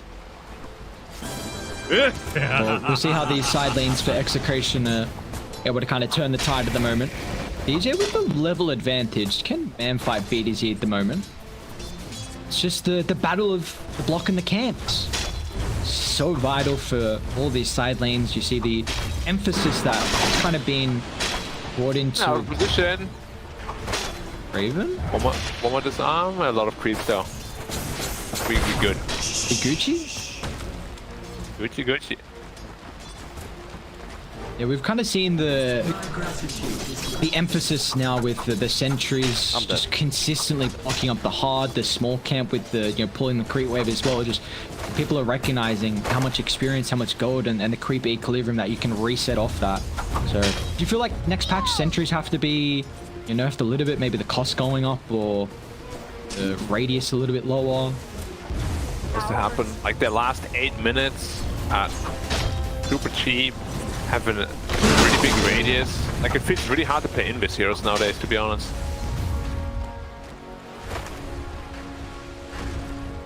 Not seeing too many of them. When we're on it, it's not even a constant Invis, so that's the issue. And Riki gets an occasional time in the limelight here. And still, both these heroes are sitting pretty comfortable. How is the lane matchup between Puck and Riki? Because I feel like, like you said, if Riki gets caught by the coil, then he's in trouble. But if he doesn't, then he can be a big nuisance for the Puck. But how's the lane matchup there? Because it's looking even at the moment. The lane is really 5-5. Like both was pretty much free farm. There's the whole lot. Raven's in trouble, actually. They need another lucky shot. They also have Swashbuckle in a couple seconds, so this should be our first block. And our DJs are also going to be careful. There's the lucky shot. There's a secondary one with the Swashbuckle through. BDZ's got no more extra abilities. But it could all just right-click. The old-fashioned way for Rage and Potato secures a double. He's going to look to try and deny himself as well. Just get a free reset. And that he will. Beautiful start to the top lane for Execration.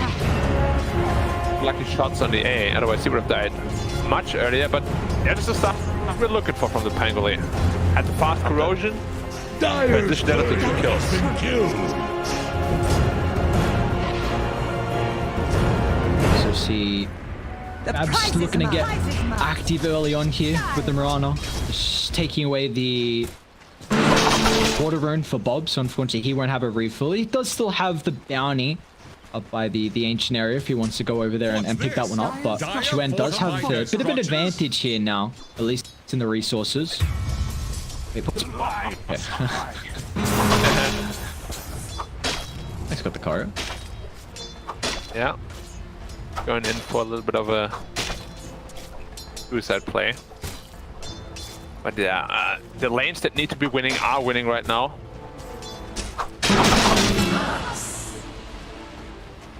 Does seem like, you know, Death is having a very good time through this laning stage as well, but there's a fat stack getting made from jabs. Consistently we see it's Mirana always making these stacks in the jungle. I believe that's a what? Maybe a triple at the Ancients. There's a couple at the hard camp as well. So do you feel like Execration have a way to infiltrate early? I would rather prefer if they would just go there, and like we don't see that a whole lot where teams just go to the Ancients and block with the sentry and keep doing that. Like they do it once, they get Seawater, they're like, ah, okay, I guess we blocked it once. But to keep doing that is actually a lot of economic damage. And the team arrow off the mark. A prize. What do we feel like the movement's going to be? Because it feels like both the Puck and Ricky can get active once they hit their level 6s. So do you want to see them protect their safe lane, or can they get active in the off lane and try and find these kills? On which side? On either team. Oh, I do think probably the Pangolier is gonna look to be more active, as his ult has a little bit lower cooldown and it's just easier to use. But looking at just the lanes they have, they're both really well farmed. So as soon as there's any action in any lane, I do expect both of them to just TP there and try to cause some damage. I like this from Radiant. They've shoved out mid. They're looking to go take the stacks away from the jungle. Radiant, they might be able to contest it. Raven and DJ looks like they're aware of this. Uh-oh. Is Ricky gonna rotate as well? He's gonna come now. They're also gonna TP in the Mirana, so they will have the numbers advantage. Raven did take a lot of sack. Bob's got a jaunt. Oh, they're getting close to the Ricky to backstab him there, but Chuen is still trying to find the angle. A lot of leaps used from jabs, but they got this ward on the high ground as well on Dire. So scouting out Ragey Potato, going back in the area. We're gonna try and take the stack here. Buckle in. Hasn't charged up the ultimate just yet. Bob's really low on mana. Now going to drop the core, but instantly the jump in the backline. Park. See how much damage they can do on top of the Medusa here. They've broken the core, but Raven is beefy with the help of the boys in the backup.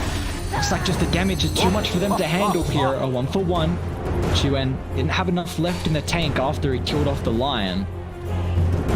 Interesting targeting. Going for the tankiest hero in the Medusa. And didn't manage to bring him down, but at least it was still a 1-1 support trade.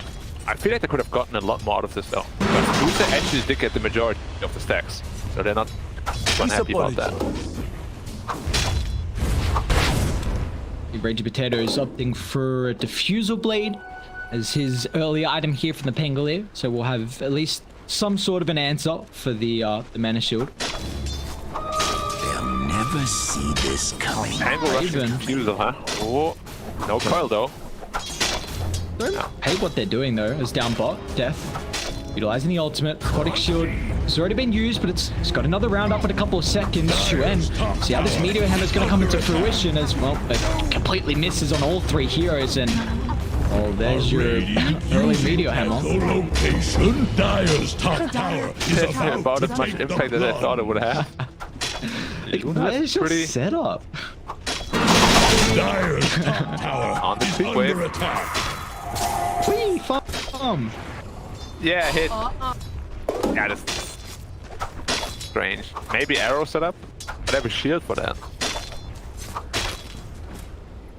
I guess, I mean, they don't take towers very well in Fnatic until Dusa gets items, so maybe this Meteor Hammer can help out here, give them at least some way to get some early objectives. If you were to use it on buildings, hasn't done it yet though. Dusa, gone. Deuce is gone. I was just watching RR get dived on the tower. RR will make it away. Radiant's A big bottom kill for tower Palace and is Rage under Potato. That was the Rolling Thunder use, and this should be a T1 tower for them to add the bounty. Radiant's bottom sorry, tower yes. is staggering. Meteor Hammer's not it. You're not a fan? Really? I wonder why. Bottom tower is under attack.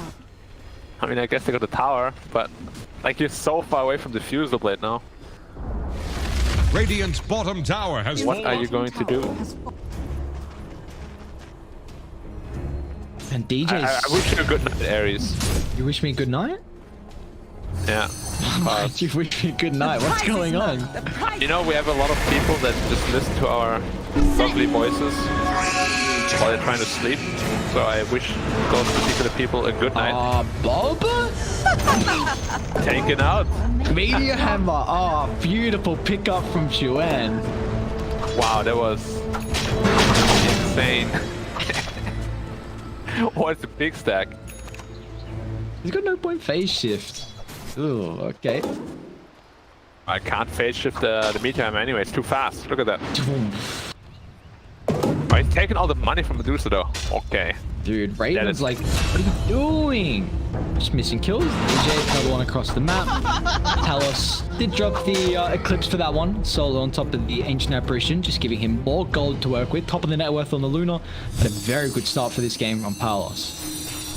Silence. Medusa though. Getting all the money in the world. What's the quad stack? Can you stack it again? No.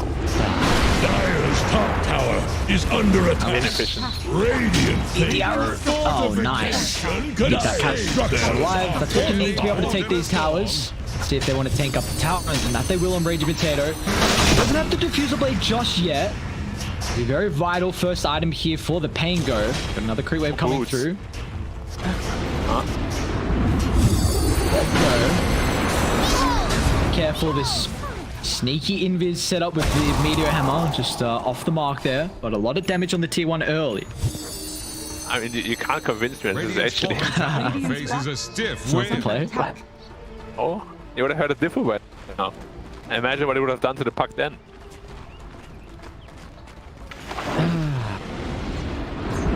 They have a lot of sense to it.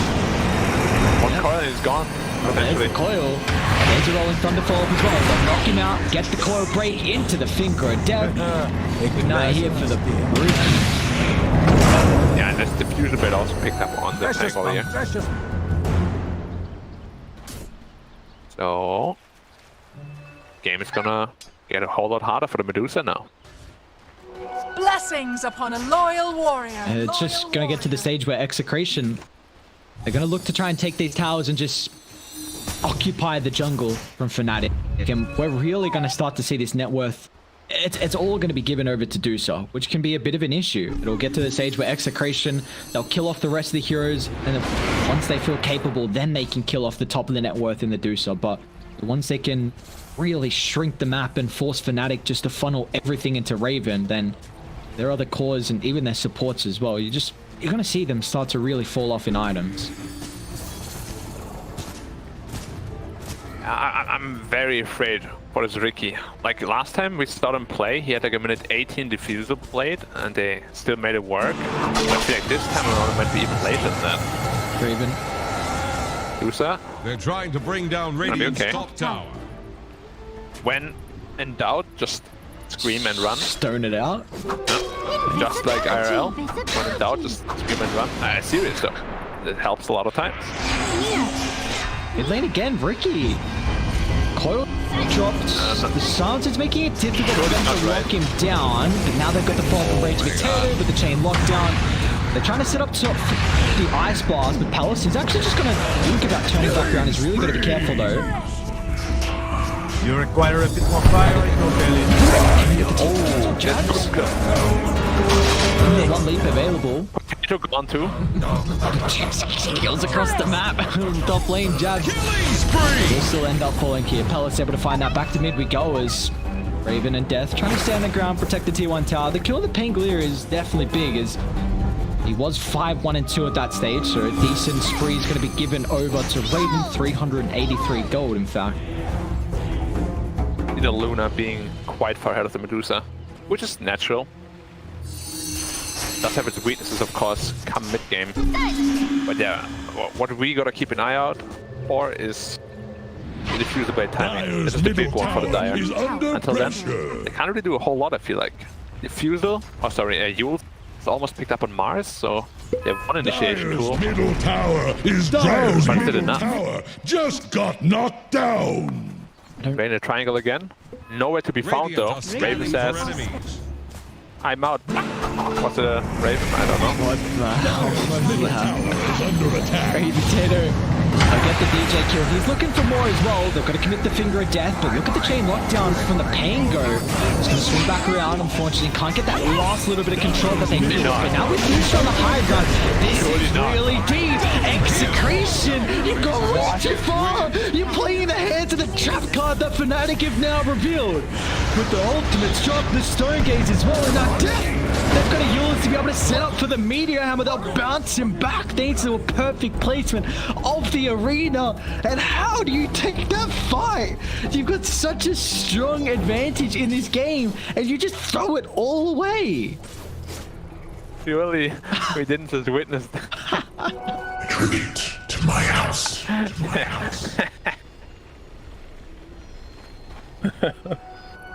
Oh, no. That's one way to play against Medusa. The Ravens, like, 700 gold behind. Almost Manta completed. And he was at least 2k behind before. Like, oh, that's really, really no good. Miss my reflection. Also double kill for Tyrann, of course. So his diffuser blade is going to be coming a whole lot shorter, sooner rather. And yeah, I don't know what that was. It's kind of mind baffling. I mean, Radiant, they just need to continue to play the aggressive playstyle that they have. Maybe not that aggressive. Yeah, aggression has its limits. It does indeed. You gotta smoke up from Dire. Death and Jabs. No arena yet. Jabs is going for the Aghanims this game. Interesting. Then, And not something we usually see. Can they get the backstab? I mean, you know they have sentries down. You're playing with a Ricky. There's no way they don't. Bobs. Yeah, exit out, no problem. Actually gonna go back in. Now they brought the supports on Execration. See how they can get the jump, but net worth lead is now back in the favor of Fnatic, and often with a team fight, just the issue is Luna has this built-in way to be able to farm a lot faster than the Medusa because of that plus damage she can get in the passive, in the aura. The issue is though, if you lose a team fight, all of a sudden that advantage that you have early on, like a couple thousand net worth, is just out the window. Now Medusa's only 300 gold behind, and if you lose another fight, then all of a sudden you're really in the situation. It's almost top lane actually. Pango, nice loss, a little bit too late. But you get in a situation there, you're gonna feel Medusa be this raid boss, and be worried here for Execration with that one misplay now. Yeah, they had a good 3k lead. Ever since then, it went all in favor of Fnatic. And Diffuser Blade is coming closer and closer. That was without Diffuser Blade. Bob not going into a 4-staff, so that might potentially be a problem. How about the Lion? No. Abaddon, he will be going to 1, but it's so far away. And they have 0 4-staffs for the Diffuser Bob, timing. don't do it. Oh, he jaunted down to his orb. Another one up in a couple seconds. Unless he eats the arrow, he's not fine. Drop the coil. Ice Blast isn't gonna mark. It's not. Maybe give him a vision. Death finds him. Oh, the Death Speed. Boom, missile in the tree line. On point there. Use from your Mars. I tell you, that's a big one to pick up, getting closer to his BKB. Take all the way from his diffusal, and that's really when we're gonna see the power spike of Fnatic. They can kill literally anybody with that. Online now, see what they do next. Perhaps they're going to be looking for a team fight, or maybe just continue farming Mirana, ping top. I was an adventurer, and then I took an arrow to... Why would you eat an arrow? the hook. The what, sorry? I took an arrow to the knee. You took an You arrow. don't know the saying. You know the saying, right? I took an arrow to the knee. I believe so. Bottom tower is Is under there anything attack. more to it, or is that just a saying? You're so uneducated. It's actually insane. Radiant's It's okay. bottom tower Yeah, I'm not faces judging. a stiff win. I probably heard it. Oh, you took an arrow to the knee. I get it. Twitch chat is probably just ruffling at you right now, but that's fine. Class, when do they not? Bro, they're That is- ruffling at that is you. also true. At me, You're so no. cringe. They respect me a lot. Black. In fact, there's no one that doesn't respect me. Oh, ready to be Tato. Need to respect Fnatic's timing as The Radiant's middle tower. Palace as well. Oh, he's got BKB. He's pretty beefy. 2300 health. They've got a buyback on the Pango, but now the positioning advantage. Sentry drop at RR. Team Palace wants to drop down the ultimate. Here the buyback comes into play. Looks like Mars just going to sacrifice his life. And where's the coil? Bob is going to find multiple heroes in the backline. Rage Potato could charge up the Rolling Thunder as well. But the only issue is that they're going into a Stone Gaze. So they get the connection on the line and there's no more fault. The coil, Rolling Thunder completely wasted from one use of Raven's ultimate.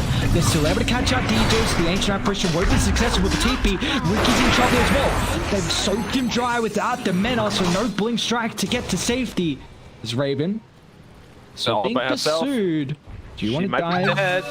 Oh, this time they're like, Wait, nah. I mean, this time when they actually can get killed, they don't do it. Like, this dude that had no mana, no ult, I feel like he was dead. Like, they were probably having flashbacks of the top lane, like, Wait, can you tell me the saying? Took an arrow to the knee? What's it mean? Because I feel like I know it. Surprise! Like, now I feel silly, and now I need you to explain it. Like, I'm actually thinking about it. I'm like, it's really on my mind. I'm like, do I know it? Do I not? Like, Okay, I think it's a meme from... Where was it? Was it Skyrim? Where it's like... Meme, you're like an adventurer, you know? And you took an arrow to the knee, and then you stop being an adventurer. oh, no, okay, I didn't know that. What the hell? And it's being used for when you did something cool, you know, and then you stopped doing it, and you took an arrow to the knee.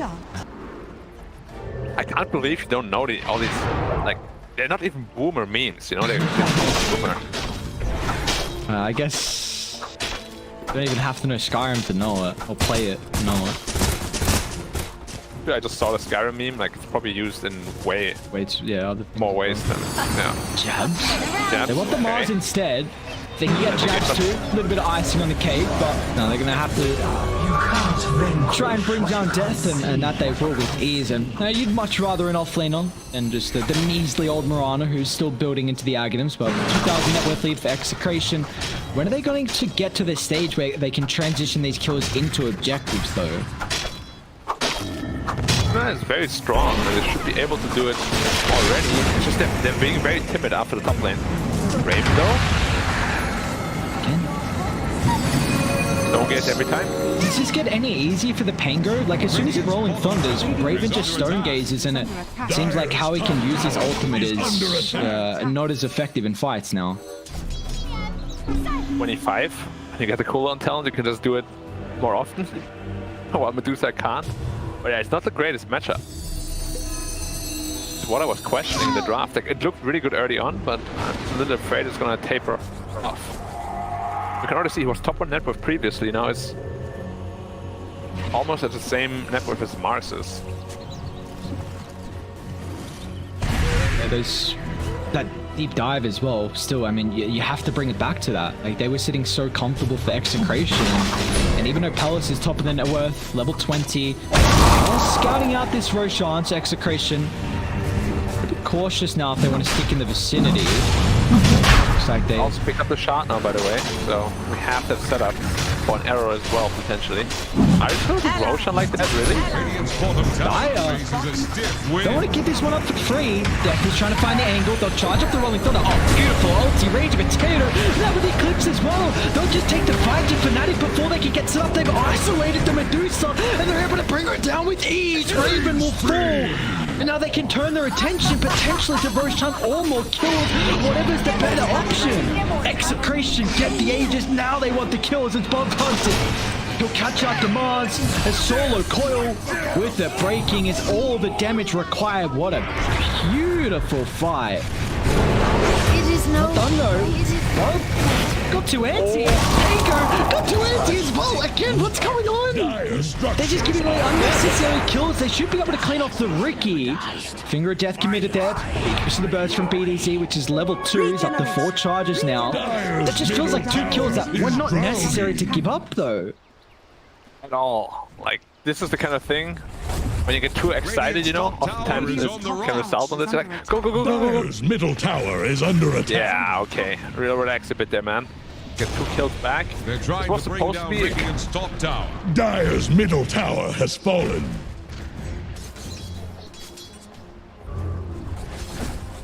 But it could have been much, much cleaner, as you said.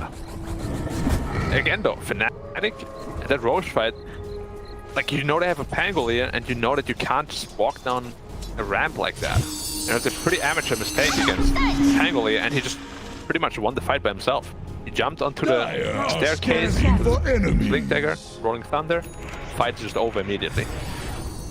You see the crowd control that Radiant have, not only just the Pango, but the Coil, the Earth Spike. You've got to be so cautious of where you want to take these fights from Fnatic.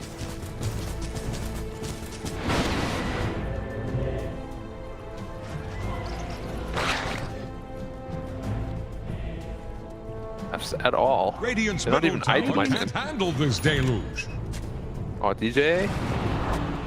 Shadows take shadows. It's a support life. Need the gank. Tower is under attack. Meanwhile, actually in the lane, Pango's in trouble. They're gonna buy back. They know they've got an advantage now if a further team fight breaks out, but Execration can just reset. Radiant's middle tower can't handle this deluge. I feel like you can go different items and you'd have a little bit more impact. Like, what is it? Axe feels very, very selfish. Yeah, it just feels like it's gonna increase his farm a whole lot. Maybe they're looking to have a little bit more of a scaling. We're just hoping late game Mirana will get more items with the Aghanims. I'm not sure. Radiant's bottom tower faces a stiff wind.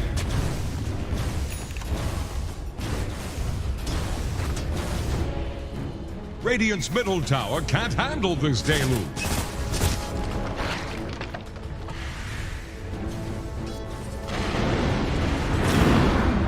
Same impact as a Tower is lion. Anna? No coil. Just TP out. Radiant's No, in middle tower fact, you're not dead. You gotta use that voice line accordingly. Can't say you can't say I'm dead when you're not dead, brother. That's kind of a pet peeve when people don't use voice lines at the perfect timing, or when they're just. There's some really good times where you can dish out maybe like a hero voice line, and it's like, then you're really putting salt in the wounds. Yeah, it's gonna be like the gold sauce, you know? When you- Cold sauce. Yeah, but when you say I'm dead when you're not dead, that's like... Dire's bottom tower won't last long. Death is having a horrific game. His bottom, or second lowest actually, I should say, of the experience. Dire's bottom His net worth tower is not looking is too about good to either. flounder. Dire's bottom tower Game also couldn't went completely down the withstand drain the tide. after an initial Dire's super strong bottom start. tower is under attack. Now it's just Medusa and Luna where the big gold middle difference is. tower is under attack. Feels like we're Dire's gonna get to the bottom stage where tower we've got won't last long. 2 raid bosses in this game, a Luna Radiant's middle and a tower Medusa. can't handle How are we this feeling late game? Is it gonna be dependent on still the utility fortified. that the teams can Dire's provide for bottom these raid tower bosses, or is is it about to gonna be the flounder. direct head-to-head matchup? Dire's bottom tower has fallen. Very hard to call who would like it, to be honest. One side has AA, who nullifies all sort of life leech and heal Radiant's from top Abaddon tower as well as is under Panic. attack. The other side has a Lion, who of course is the best disabler in the game pretty much, other than Shaman potentially. But if you can get a good Radiant's hex on top Medusa, tower is a on the timely rocks. hex, then potentially you can just win a team fight off that as well. Then you now got to keep in mind about the They're Ricky trying as to well. bring down BKB is going to be Radiant's picked top up tower. shortly. You brought up the combo with Dusa and Ricky is just so formidable, with the fact that Dusa can never really catch the backline, and that's where Ricky comes into fruition. Chuen is going to be hunting the line. He's going to be making it difficult for the Avalon to get that shield off to dispel. Maybe if he can stop the Pango utilizing these big ultimates. So It's really these team fights execution. It's going to come down to who's able to get the jump, and it feels like who has this vision advantage. Yeah, it's gonna get a whole lot harder once Ricky gets his BKB actually, because right now they can just stun him and kill him off. So he's playing in a very timid way. But once he has that BKB, he can just freely activate it, jump into the backline, cause a whole lot of problems. Skadi flying out to do so as well. He doesn't really have a whole lot of damage, and he's going BKB next. It means all his item slots are full.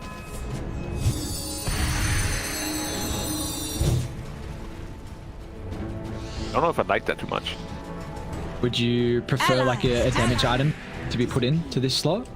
I think Daedalus would be really good. Like, he's very afraid of the Pango roll, which I agree is scary. But can you afford to go for more defensive items? Execration need to get out of the area. They don't have everyone nearby. Looking for a play, but I feel like daytime's not really when you want to go as well. Like, utilize this extra nighttime vision that you have on the Luna. Like, it is a ridiculous amount. Plus 1,000. Yeah, puts it at the same value as like Night Stalker and Slark and these kind of heroes, so it's also a reason why the hero is very popular now. Like Night Vision.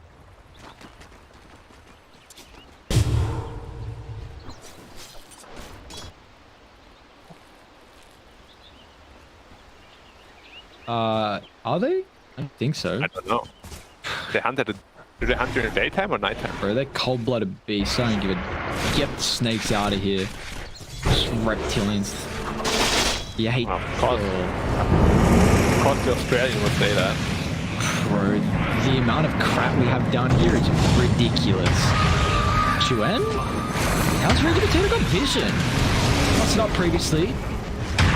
He's in trouble here between lockdown. Perfect use of that rolling thunder. Woo, Rage Potato. What's 1 gold of BKB? Literally 1 gold. Oh no. And now it's 300 again. Well, that's what you get for not selling your branch. Look at his inventory. Right there. You see it. Oh. Come on, man. Don't make this mistake at home, kid. Sell all those items. Palace, this is big timing. Scotty completed. I do think Dusa should be able to defend this though if he's very scared. Yeah, put yourself in a position to do it though. Now with the T3 down, you can't deal with these glaives bouncing back and forth into the approach shield. Death tries to time it. They won't have these available to get out of the space, so Palace has to commit for the BKB. They're going to look to reset. A lot forced out here on the initial life that they're unable to get any catch on. Now back in they go. Once again, the glaives back and forth. Ricky's up in 10 seconds. Looks like Execration are happy with the damage they've dealt to the barracks. I didn't posture in a more like offensive way on Dire. Yeah, very, very scared overall. Still 200 gold away from the BKB. I should be getting it very shortly, and then it's go time. You gotta stop the bleeding. Dire are scanning. See how they're able to do that. Some items picked up for them shortly here. And Chuen does have this BKB not completed. Deuce's got 3k gold in the bank. What's debt? He's still gone for his BKB as well. So yeah, maybe this triple BKB timing from Fnatic could stop a lot of the spell damage that Execration have, but they're not gonna have this at a perfect timing here. Getting his for quite a while. Just gonna have her soon though, just 200 gold away from that. Again. Roshan responds in 10 seconds actually. Ooh, BKB's up for Dusa. He is the ping to the base to get it. Oh my god. Roshan responds right now, they can't do it! Okay, they don't check it. But they actually have time. Are in a pretty decent spot. You see instantly the recognition though. Take that outpost, get a potential TP location for the buybacks. They need to try and protect their wards. Got the core drop, and Medusa's able to stand her ground, but the BKB committed as well. They're able to reset out of the arena. A couple more ultimates once again wasted. Rage Potato sticking around. At the lack of control from Fnatic. Chuen's going to try and blink in a little bit too late though. Last second stun. And we're going to look to reset. So hard to fight for them now. The Puck already has an Aghanim's completed. Just as all these BKB finished. So hard to fight now. Whoever gets caught, I just can't do anything really. Luna's got a DD in the bottle, 25 as well, so 30% lifesteal. This is a stiff win. A smoke here. Their ultimates have a much shorter cooldown than Fnatic's, and yes, they will smoke up. They're going to walk it down mid. If they can bait this creep wave, goes Rage Potato. Okay, well, he's just reveals his positioning. Dire's middle barracks are under attack.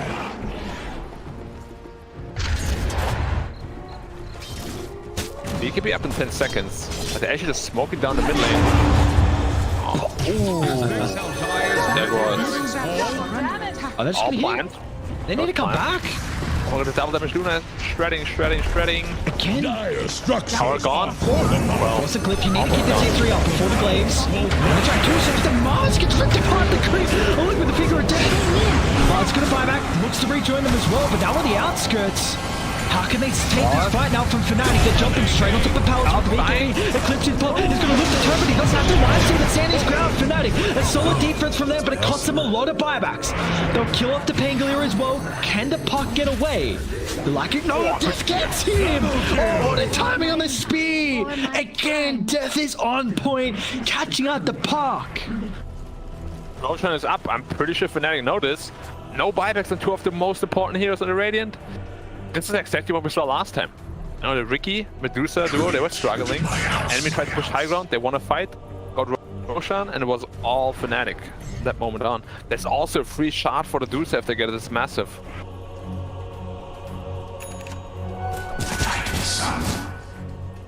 What a fight there. What do you feel like is... How did Execration have to take that fight? Is it just be closer to the Luna and make sure they don't heavily commit on top of it? Or? for enemies. It's so hard to just go high ground like that. Like, sure, you have the DD, but as soon as you clip the pop, you gotta reset your positioning because you were like completely out of position. And then you used a one-man coil on a pot for Mirana.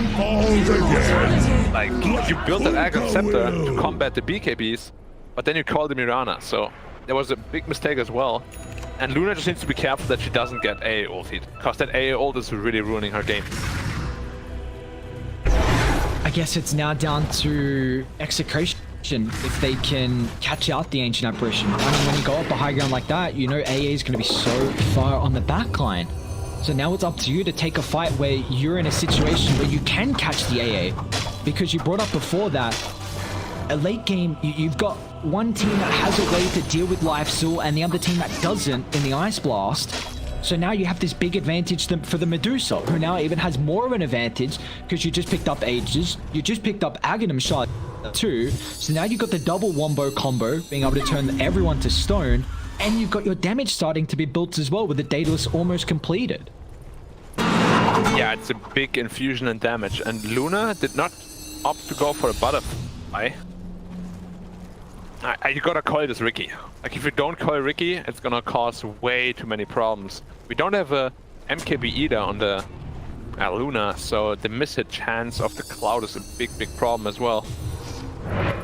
And when Ricky hits 25 with that smoke screen AoE talent, it is actually so insanely big. It's 550 radius. It's literally the same radius as the Arena of Blood. Like, if you stack those together, Vanish. it's gonna be so tough to fight into that. Yeah, they can start on Medusa. BDZ. That is not a position to be in. They're just going to make sure they commit the arena, but now it shows the positioning of RR.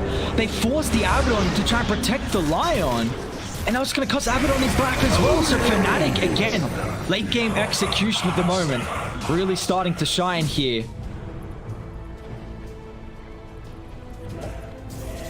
They gave Medusa at 25 as well. Good shot multi. With the Daedalus.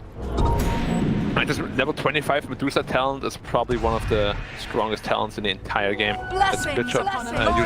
Modified talents. So good. You slow everybody, you crit everybody. You get coils, but they don't have Instant damage. BKB. Now, how are you going to be able to clean up the Ricky? That's a lot of ultimates. Wait, so Raging Potato. Oh no! No, the crystals! Oh, he gets up, but now the Rolling Thunder's about to expire. Death needs to lock on. He's able to do so with yours control. The crystal, that's another one. It's not going to work in their favor though, but it doesn't matter. Now Palace is on the high ground. Palace, what's your positioning? Oh, TPO, what's going on? Middle tower just Are they crumbling Execration? 3k Goldie still sure, but that means nothing at this point. And your mana drainer do so. Okay, very brave. Radiant's middle tower can't handle this deluge. Down. And we're gonna buy back, he probably has. Death, BKB pop. Radiant's bottom tower is Trying to make some space here for Raven. The raid boss with the ages available, but the man is completely gone here. They've soaked him dry. It's a little bit of back thanks to the cold-blooded. They'll deal with the first life. They need at least some way to protect him now afterwards. They don't have the arena. They'll rely on the smoke cloud with the force away. Coil still locking in place here, but Deuce doesn't care. Can stand her ground and look to turn. Execration gotta be careful. But it looks like just and 4 mana. So silly. Ozfrog, please. Bob? Oh man, Tess charging back in. Nice blink away. Disjoints off the dagger as well. Now on top of Palace with the BKB pop, Eclipse as well. Medusa still has the BKB, but the chain lockdown. Raven's able to use it. Now with the Stone Graze Execration, have to look to reset. Raging Potato's doing a great job to kite away the backlines, but it looks like still Raven without the mana. Can they commit on towards the Medusa? He'll back up a decent amount, and he's gonna bring her down low, but she's finally committed. Medusa backing fighting shape as they can look to turn around, but Fnatic, they don't have the numbers now. They dealt with the backup support, the utilities are going, and a Medusa can't win the man fight as she doesn't have any buyback either. And Ricky bought back for this as well, which honestly, they can probably just end the game right now. They have no buybacks. Game over. Bye-bye. All it takes. Yeah. One fight is a Luna. One fight. I mean, there's just nothing they can do at this point. The game is just absolutely over. Might fall. They're probably just processing the loss, digesting the loss right now. They're not actually going for the GG. by the ball. Hey, They should Bottom barracks. T4s, yeah. I feel like they're gonna go for them Dyer's after. bottom barracks have Mid. fallen. Like a little Ricky or Miranda with his Agnums, but Is under attack. not even trying to keep this one in a potential. Dyer's structures are fortified. give Dyer's it toast. middle tower Okay. is There drowning. it Wow, what a real wonky game. I feel like I team were making a lot of mishaps in some of these team fights.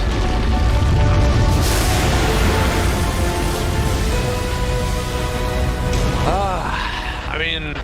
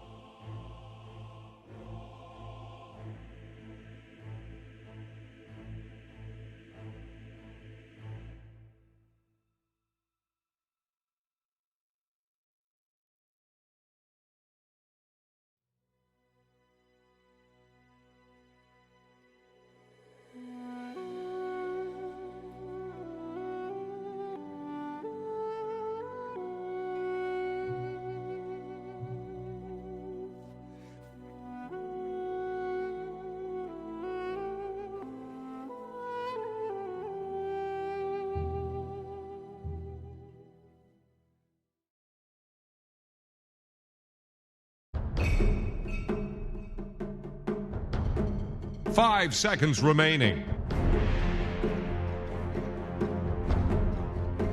Dire's ban now.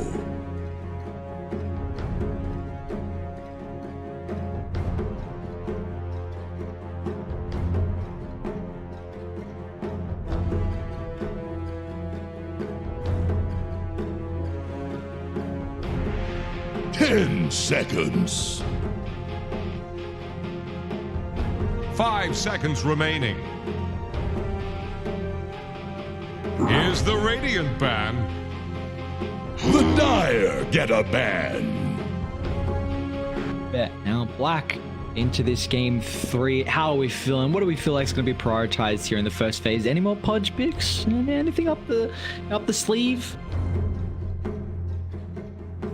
Probably. 10 seconds. 5 seconds remaining.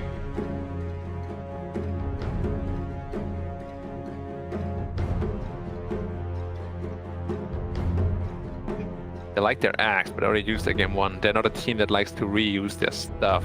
And same is serious. So they're gonna go with the Raven Terrorblade. We haven't seen much of the Terrorblade, which got a lot of gameplay at the Major, qualifiers. Southeast Asia do it a little bit different down here. Radiant's turn to ban. Yeah, I mean, it's also banned a lot. Like, if it's not picked in the first phase, it's always banned. To pick. EA, let's go. Radiant's turn. Surely to not pick. first pick though, right? Probably. Bad on first pick, alright. So TA plus what for Execration? TA plus... What? I'm gonna say, what does the Abaddon like kind of prevent? Like, what's the reasoning here? Fnatic are just Radiant's gonna open up with an turn to Abaddon. Templar Assassin. Hard stuns, right? And it's a support that can't get bursted. Unless, like, there's a very limited amount of situations where he gets bursted. So you can just run in, absorb a lot of damage. He counters every hard stun. It's just healing meta, so that is always going to be good in that one. 5 seconds remaining. Dire's turn to pick. Lion. Lion into the Abaddon, okay. Do, like you said, have a way to answer with the hard stun lock with the Aphotic Shield, but they have potential 10 to seconds. counter out the Templar Assassin here with their 8th pick. We'll see what they 5 want to seconds prioritize remaining. before the ban. The Dire get a ban. Okay. Not even a direct counter to the TA. They're just looking Here's for the their Radiant ban. for Raven to take over. They go for the Luna. Probably gonna be banning out the Dire's Luna ban illusions. now.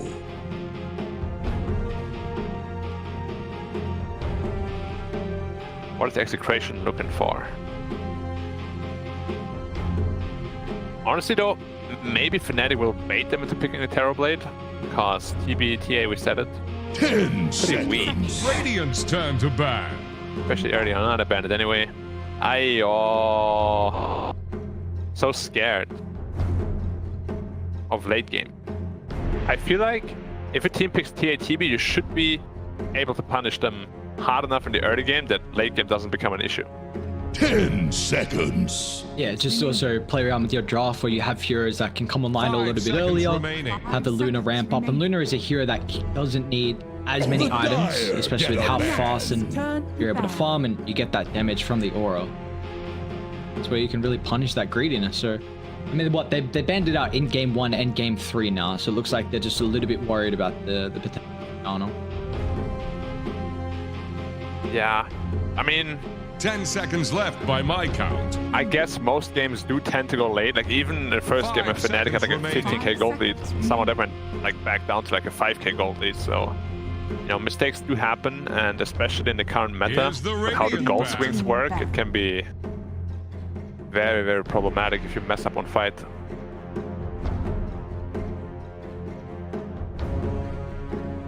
Looking for still a lot left here though, of course.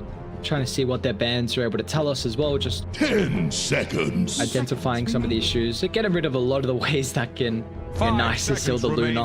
Grimstroke's gone, as well as like you brought up with the Darks. He would have taken a lot more items, but it's nice to combine the Lion with the Grimstroke because they do have a lot of single target. And I guess the Photic Shield isn't going to do anything but Soulbind either. Dire's turn to pick. Yeah. One of the most common counters as well. We have seen a lot of Grimstrokes actually just beat Luna lineups by copying the Luna. Because she doesn't have the greatest right click, most of her damage.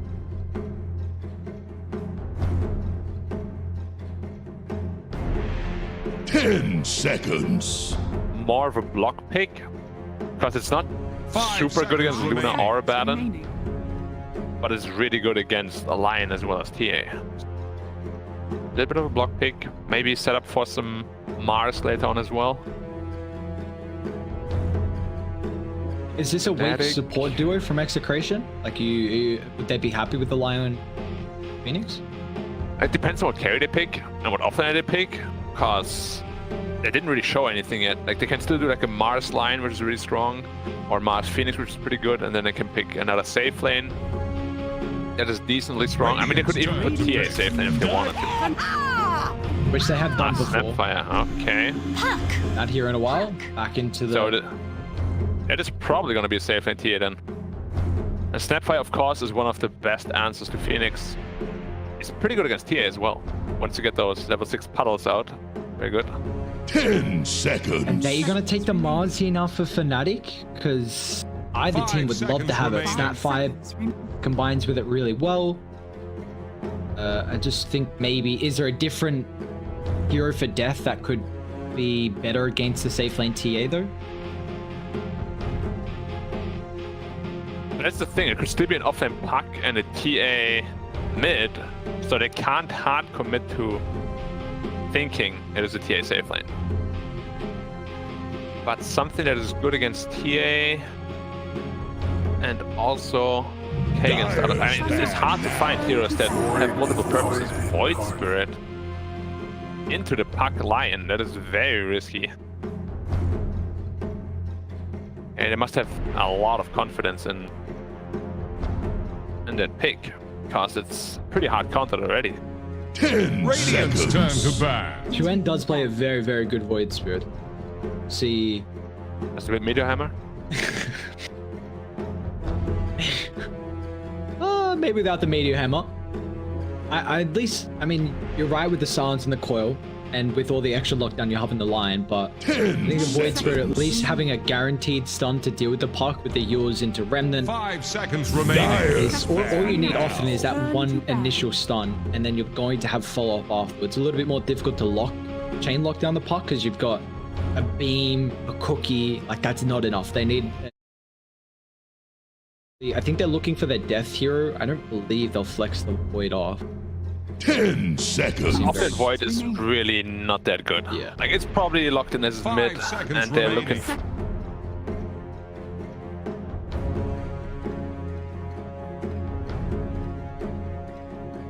TA, potentially Man overboard. Heave 2. troubles. What about like a Necrophos? But you have a lot of magic damage also on the table. This Execration draft is pretty well rounded. Looking for death heroes that could be really good. Welcome back, landlubber. Get any salt in your lungs? I mean, all those melee heroes won't cut it. Radiant's turn to ban. So, Dire's turn to pick. I just need a teamfight stun. Yeah, I like the Mars and Tide ban. Execration Yeah. has so much AoE control. You need a way to enable your Snapfire, a body in the front line as well, because Void doesn't provide that. Luna needs a lot more farm till you can do that. you still want to go into the Legion then? Pretty decent against Puck and 10 Lion. seconds. Against Phoenix as well. 5 seconds Honestly, remaining. Phoenix... Snapfire Legion doesn't sound terrible against the TA. If they end up landing it like that. Do you feel like they just have a mass amount of damage where you just evade the TA and just kill the support constantly? Radiant's turn to pick. Axe. Yeah, okay. Axe. Alright, Axe. I mean, I sort of thought it was banned, to be honest, with my bad. It's way better than Legion Commander. And you have a Snapfire combination as well, the Cookie. A lot of damage, potential combo, as well with the ult later on. So TA safety is pretty well answered, I'd say. 5 seconds remaining. They need a melee hero from Execration in the offlane. Again, someone to play in the front line. All of them are banned out pretty much. The Fnatic got rid of the Brew and the Pango. They've got a lot of time left. Anything standing out for you here for now?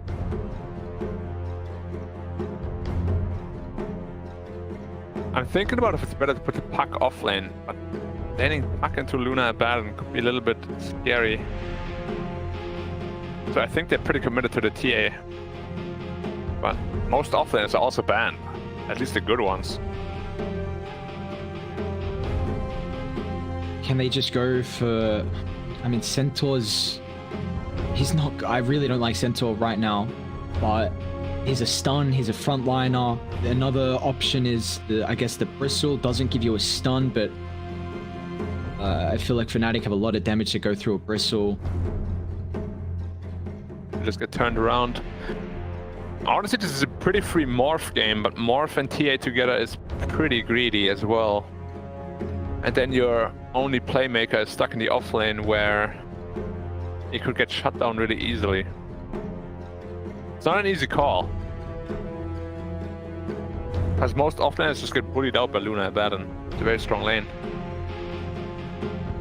I see an Underlord. Offlane Undying, let's go. Is Doom still in the pool? Nah, first two banned. Racking our brain. Come on, Execration, what you got for us? What's the pick gonna be? Master, offlane, Tinker. And there's Magnus, but that's not that great either. Kunkka? Offlane Kunkka, let's go, baby.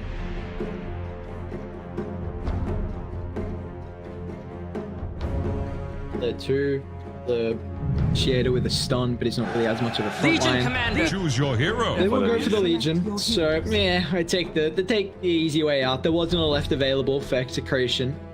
Get their own hard dispel in the Legion. How are we feeling about this game? Who's going down to the lower bracket? Who's continuing their run bracket? I mean, last two games I had a pretty easy time saying Fnatic because of the draft, but this time around, wait a...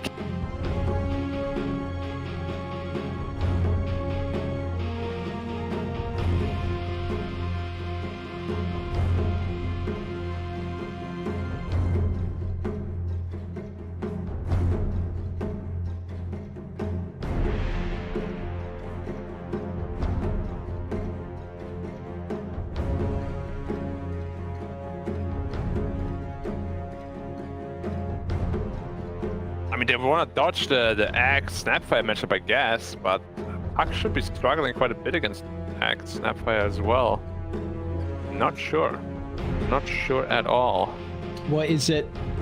Does his mid matchup come into effect as well? Like, is the TA versus Void Spirit mid a little bit better than the Puck versus...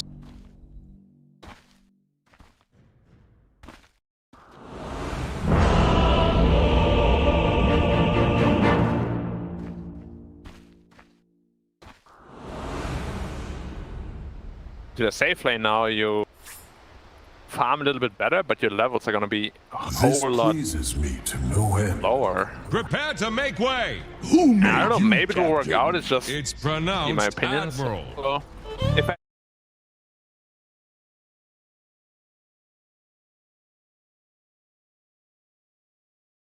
Oh, I'm dead. You lost. I'm dead.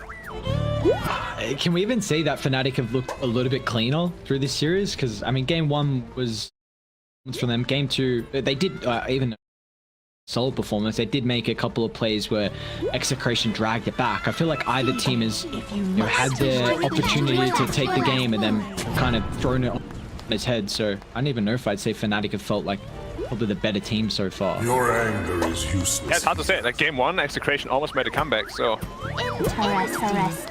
I agree. 30 seconds to battle. Pretty evenly matched. And I haven't seen Void Spirit in a long time either. Like, both drafts aren't...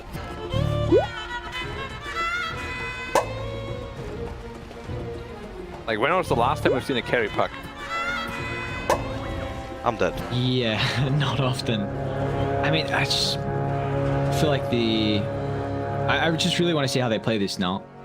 I wonder how the lane's going to be different. It's just because they have played the TA safe lane.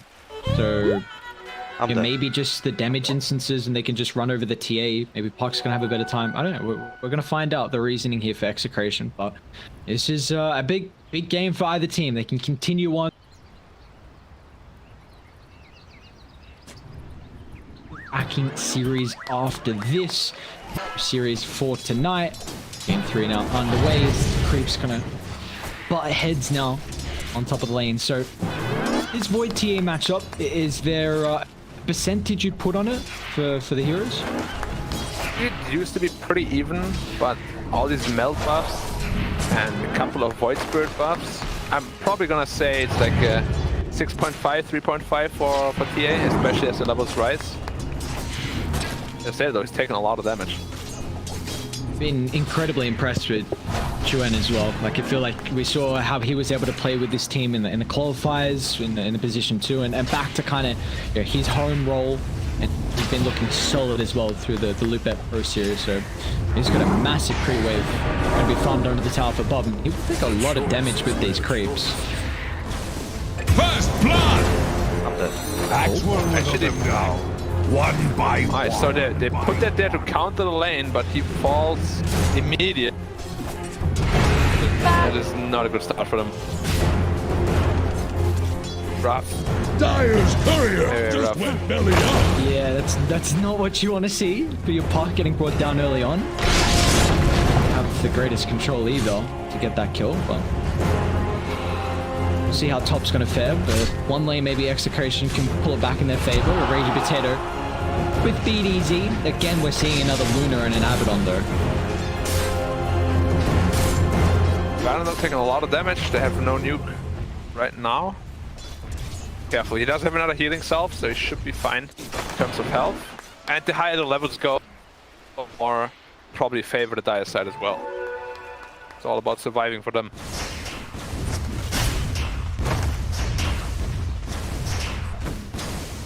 Pelos can recover from that early kill, give up. He's only got 6 last hits at the moment, so he's very much struggling in this lane, and I feel like it's not going to get any easier.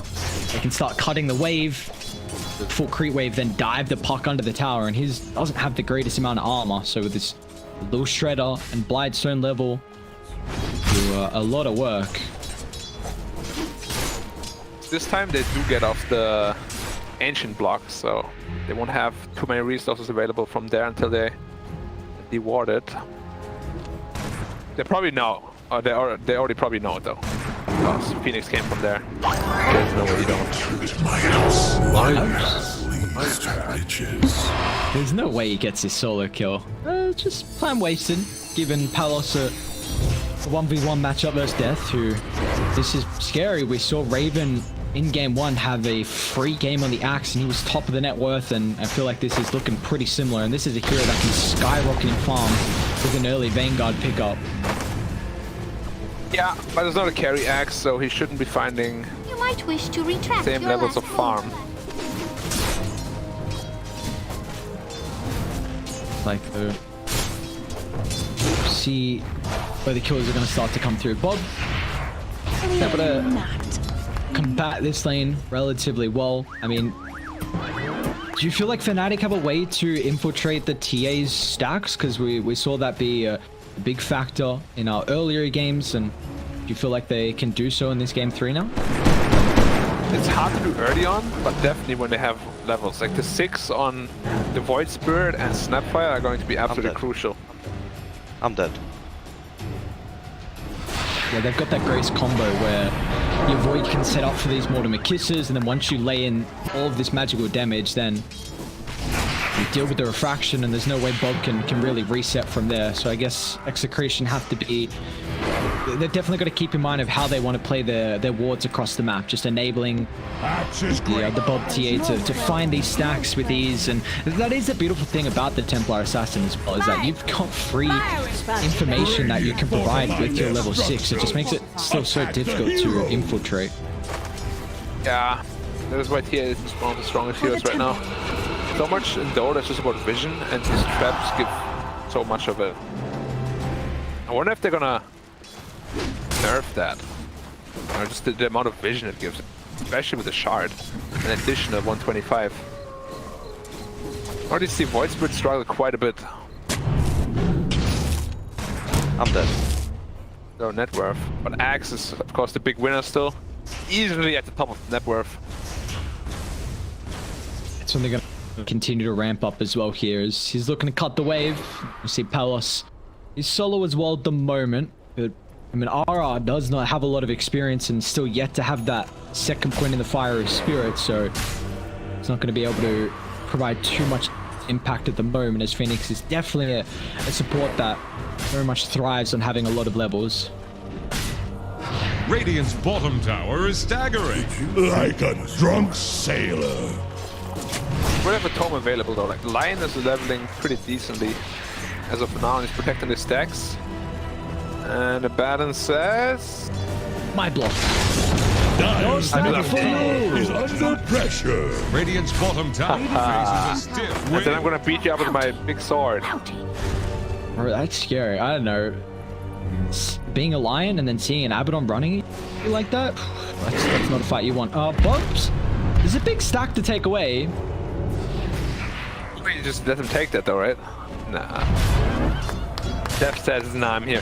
Wait, what? Bob's gonna Oh, he tried to play around with the illusion, Palos. Great coil on 2, but the cookie on forward.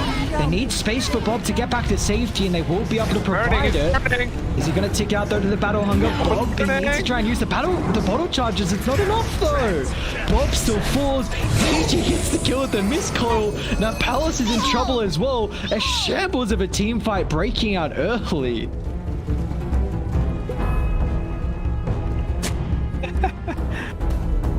I feel like if you bottle, maybe... Like he said a bottle charge, I didn't even try. Top lane as well. Rage Potato. Just gonna apply and play with the 2 points, press the attack. With the help of BDZ, Raven just needs a vision. Nice timing effect. He's got a potential TP. Rage Potato jigging through the tree line. Jabs can't find him. What? He's going in? He is Wait, like... hit him! Dude, the balls are steel on some of these plays. Raging Potato has always been a crazy guy. He's got 2 points beam. What's going on? I mean, yep. You can be aggressive, but sometimes it's just a little bit over-aggressive, perhaps. Radiant's top tower is under attack. Alright, well, we do see what's happening across the map. With that aggression, is it giving Execration any space? Palos has got double null, treads with the wand. Decent amount of farm here, 4th in net worth, but Axe is really the victorious one out of the laning stage here. Death level 8 is going to have an incredible timing on this blink after the Vanguard as well. And then they're going to have 2 heroes that can be the playmakers, the Void and the Axe with his itemization. And this might be too fast for Execration to deal with, because they need a lot more space on Bob's TA. What is Puck building into? Nothing yet. Gotta be Witchblade though, right? Hard to get away with the Witchblade though. Legion is also not rushing Blink. Void Spirit being top. Raging Potato should be a dead potato. Oh, good impale. Maybe BDZ with a 2-man impale, like he's gonna turn and try to get a dual victory. Does he get us? No. Oh, Raging Potato is crazy. He's crazy. And now Juan as well. Find BDZ, another one to add to the tally of the Void Spirit. Beautifully done. Life led without end. Luckily, he didn't duel the Luna. Snapfire plus 10 damage. He's loving life. Jab's like, thank you, brother. Take that. Good, actually. Like if you transition to like a hitter in the mid game, or late game rather, 10 damage to 10 damage. Dire's middle tower is under attack. See them. They did show a lot of numbers up top.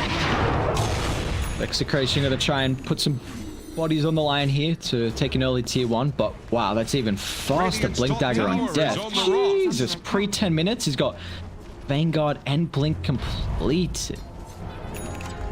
Yeah, nothing wrong with the hero, of course. This one. Dude, I'm really looking forward to the next patch.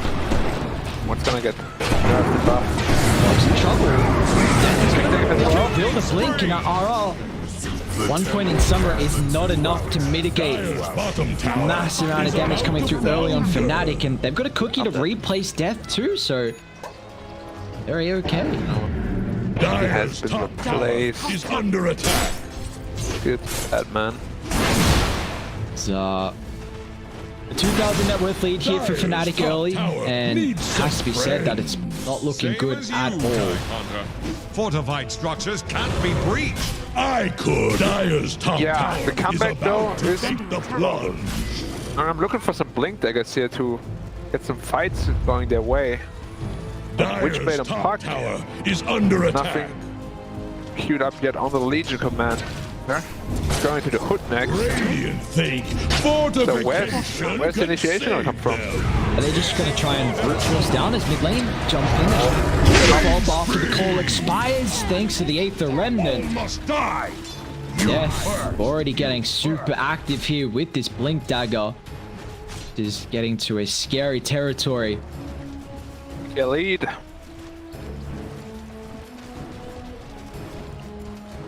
If he keeps farming at this rate, he might finish off his Manta shard anyway.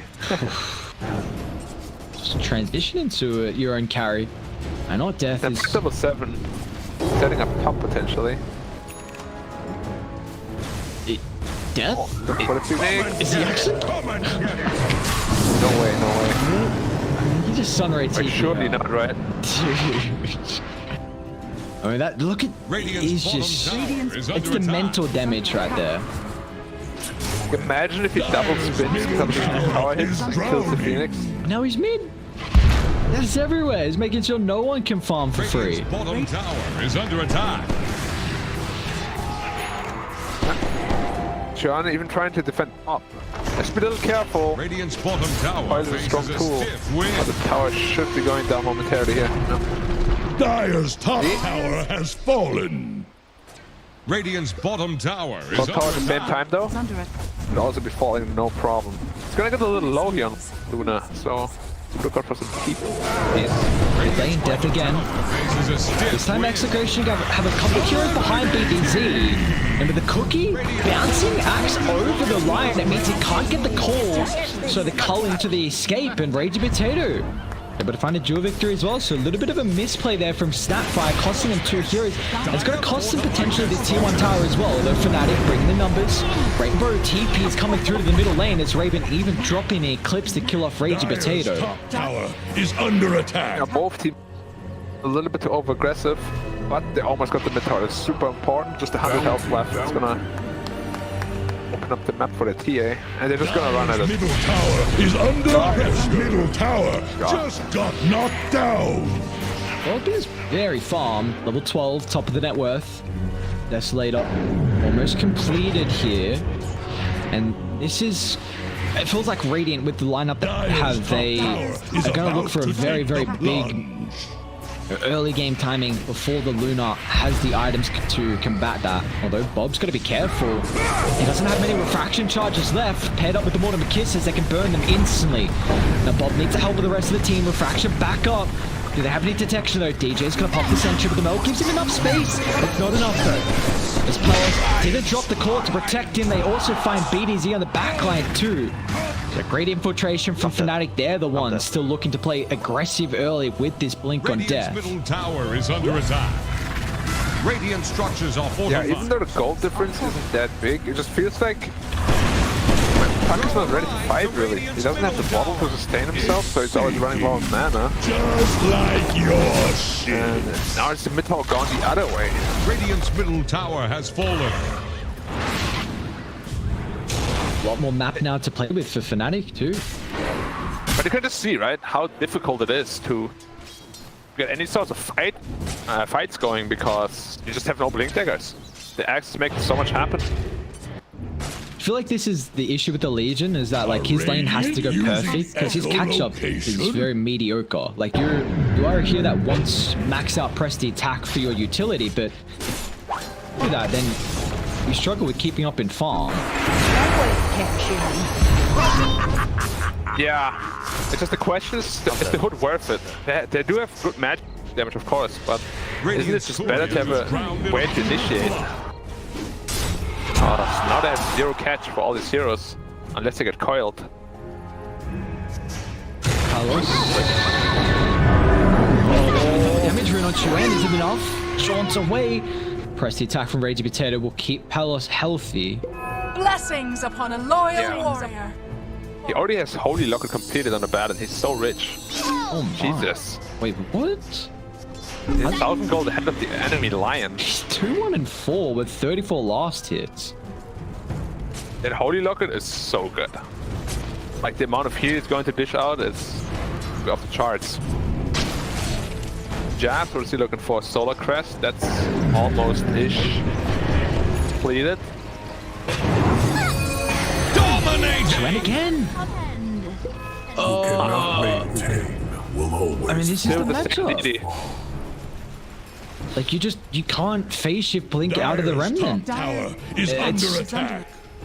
It's a difficult task to play into. And now Ragey Potato as well doesn't have a TP, so he's gonna get stalked in the tree. Oh, maybe he can juke the Giant Raven. Can they see? Yeah, it's just able to see that. If your Legion hiding in the tree line there, the nighttime vision helping out. Ragey Potato. Thank you, though. He'll make it work for it. As long as he doesn't duel someone, give away some more damage. Yeah. Luckily enough, the Luna. That's no good. Yeah. Imagine Luna with then the 10 damage. Like, ah, thank you. Got man. Appreciate that, steroid. Yeah, so does Axe almost though. It's just like 1,000 gold away from it. And that's an offlane Axe, not even a carry Axe. Pick and Roche. TA is like, nah. Not today, sir. And now TA is still at the top of the net worth barely. But then the next 3 are all Fnatic. And still, the Baron is so filthy rich. He's got a Solar Crest as well. They only have one on Snapfire, so hopefully they talk about that. Hey DJ, I got Solar Crest. You didn't hear that, no? I'm dead. He thought. He was a lion. He thought. He was a lion. You're dead indeed, brother. Lion, having too good of a time there. I just... Oh, I don't know what you do on Execration. You're gonna run across the map this early. Like, it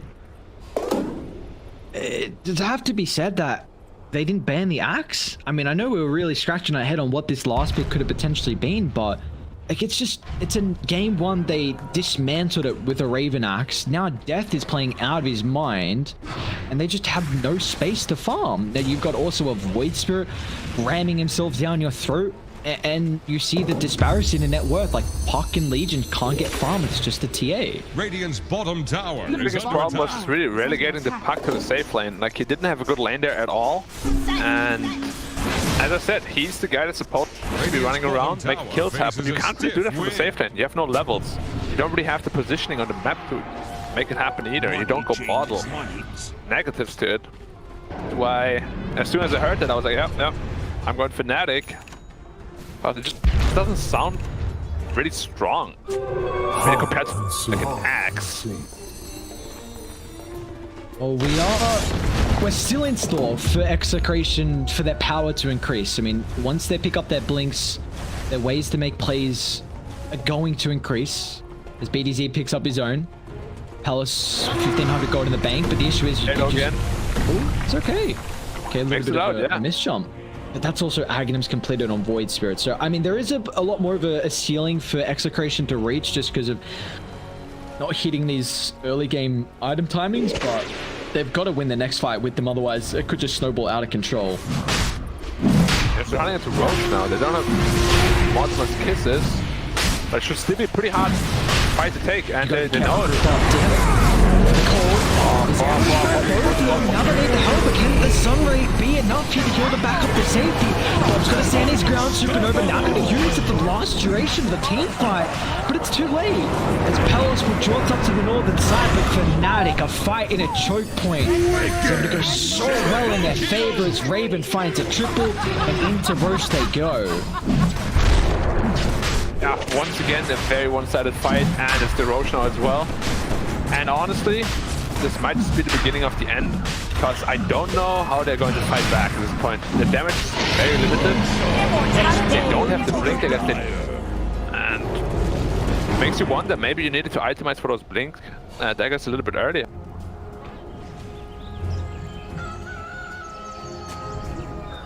And Fnatic can just steamroll this game home. We did see... Luna, level 18, almost 19. Yeah, I mean, the next highest is 16 on the TA, but the next on rating is level 13, so 5 comparison between you. You really never want to be behind, though, against Luna as a TA. Yeah. On par or ahead is what you're aiming for, and now you're like 3k behind. That's a rough game. Is under 3 attack. clips is still ready as well. Radiant structures are One fortified. was kisses back up. Scanning for The enemy. next fight doesn't get any easier. Maybe the S5 can give him some coverage here, but Palace is too late to drop the coil and get away still. Trying to find the blink to help him with his mobility. They're looking for death mid, but man, I don't know how you kill him. Radiant structures are fortified. Yeah, he's very tanky. He has his mantle staff flying out Structures are soon too. fortified. Yeah, it's the Radiant's courier right top now. tower is on the And run. honestly, I feel bad for Execration. I feel like as though game 1, they kind of gave away with the patch draft. Oh, Radiant's Lion top again. tower He's is gone.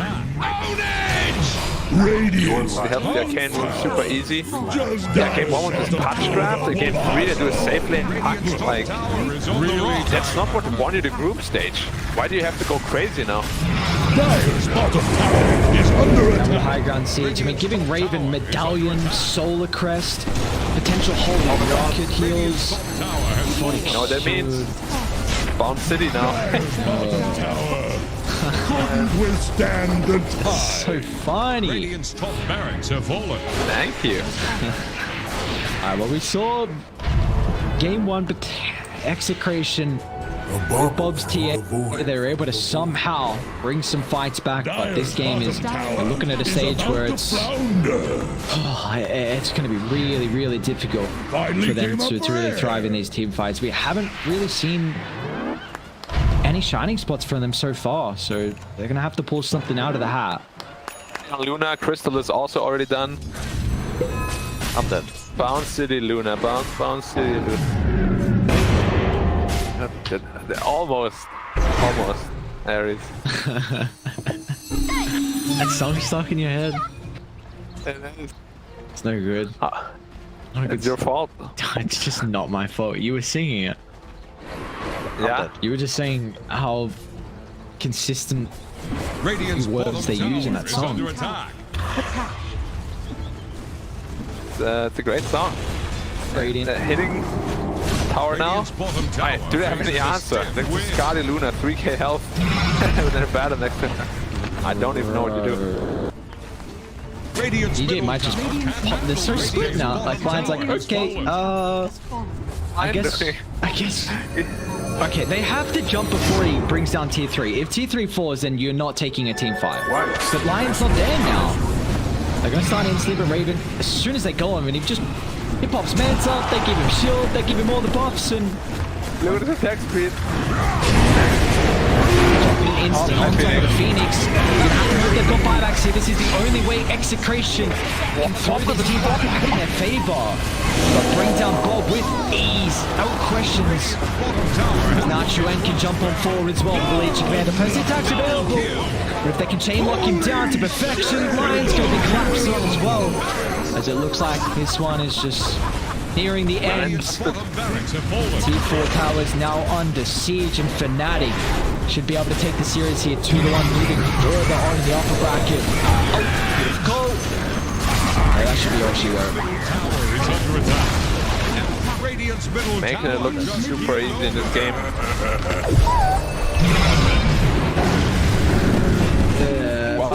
not much to talk about, unfortunately. Like the draft again, just in game 1. Just like in game 1, very unorthodox. Or Execration, like the safe lane pack did not work out at all.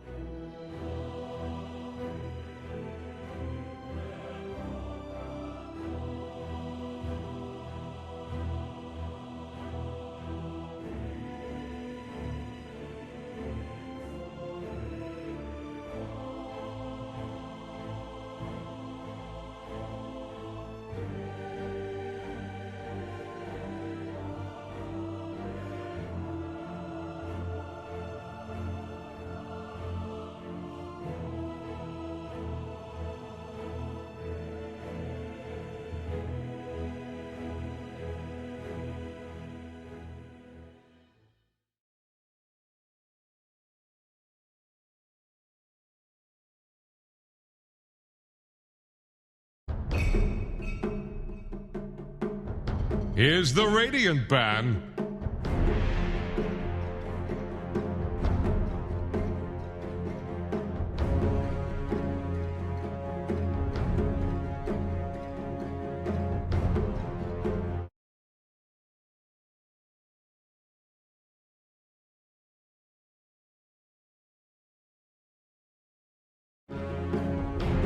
Dire's ban now. Radiant's turn to pick.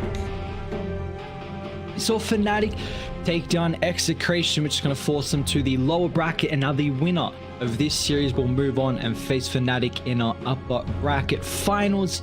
Black, you were speaking about T1, probably the favorites heading into this. I'm excited to see though if Execration can take it head to head as well. Nothing's different here. Another early Luna pickup. Just pick though.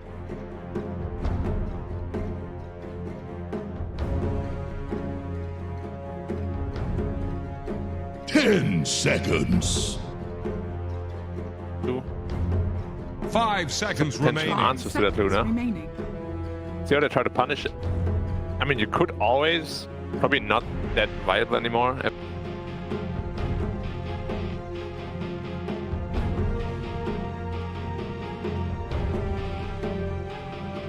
It feels like Luna pretty set in stone on that one though, right? If they want to get wonky. I mean, it's game one.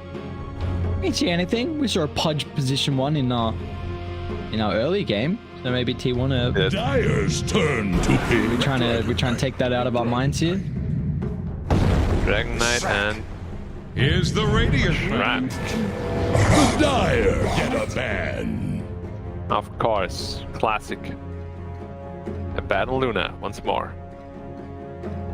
Look at our strong combo lane that we saw. Well, we saw it twice, I think, in our first series. Now we get to see it again with T1 picking it up. Galaxy Racer going to a combo they've had a lot of success on. The potential flex with Mizu DK or Alacrity.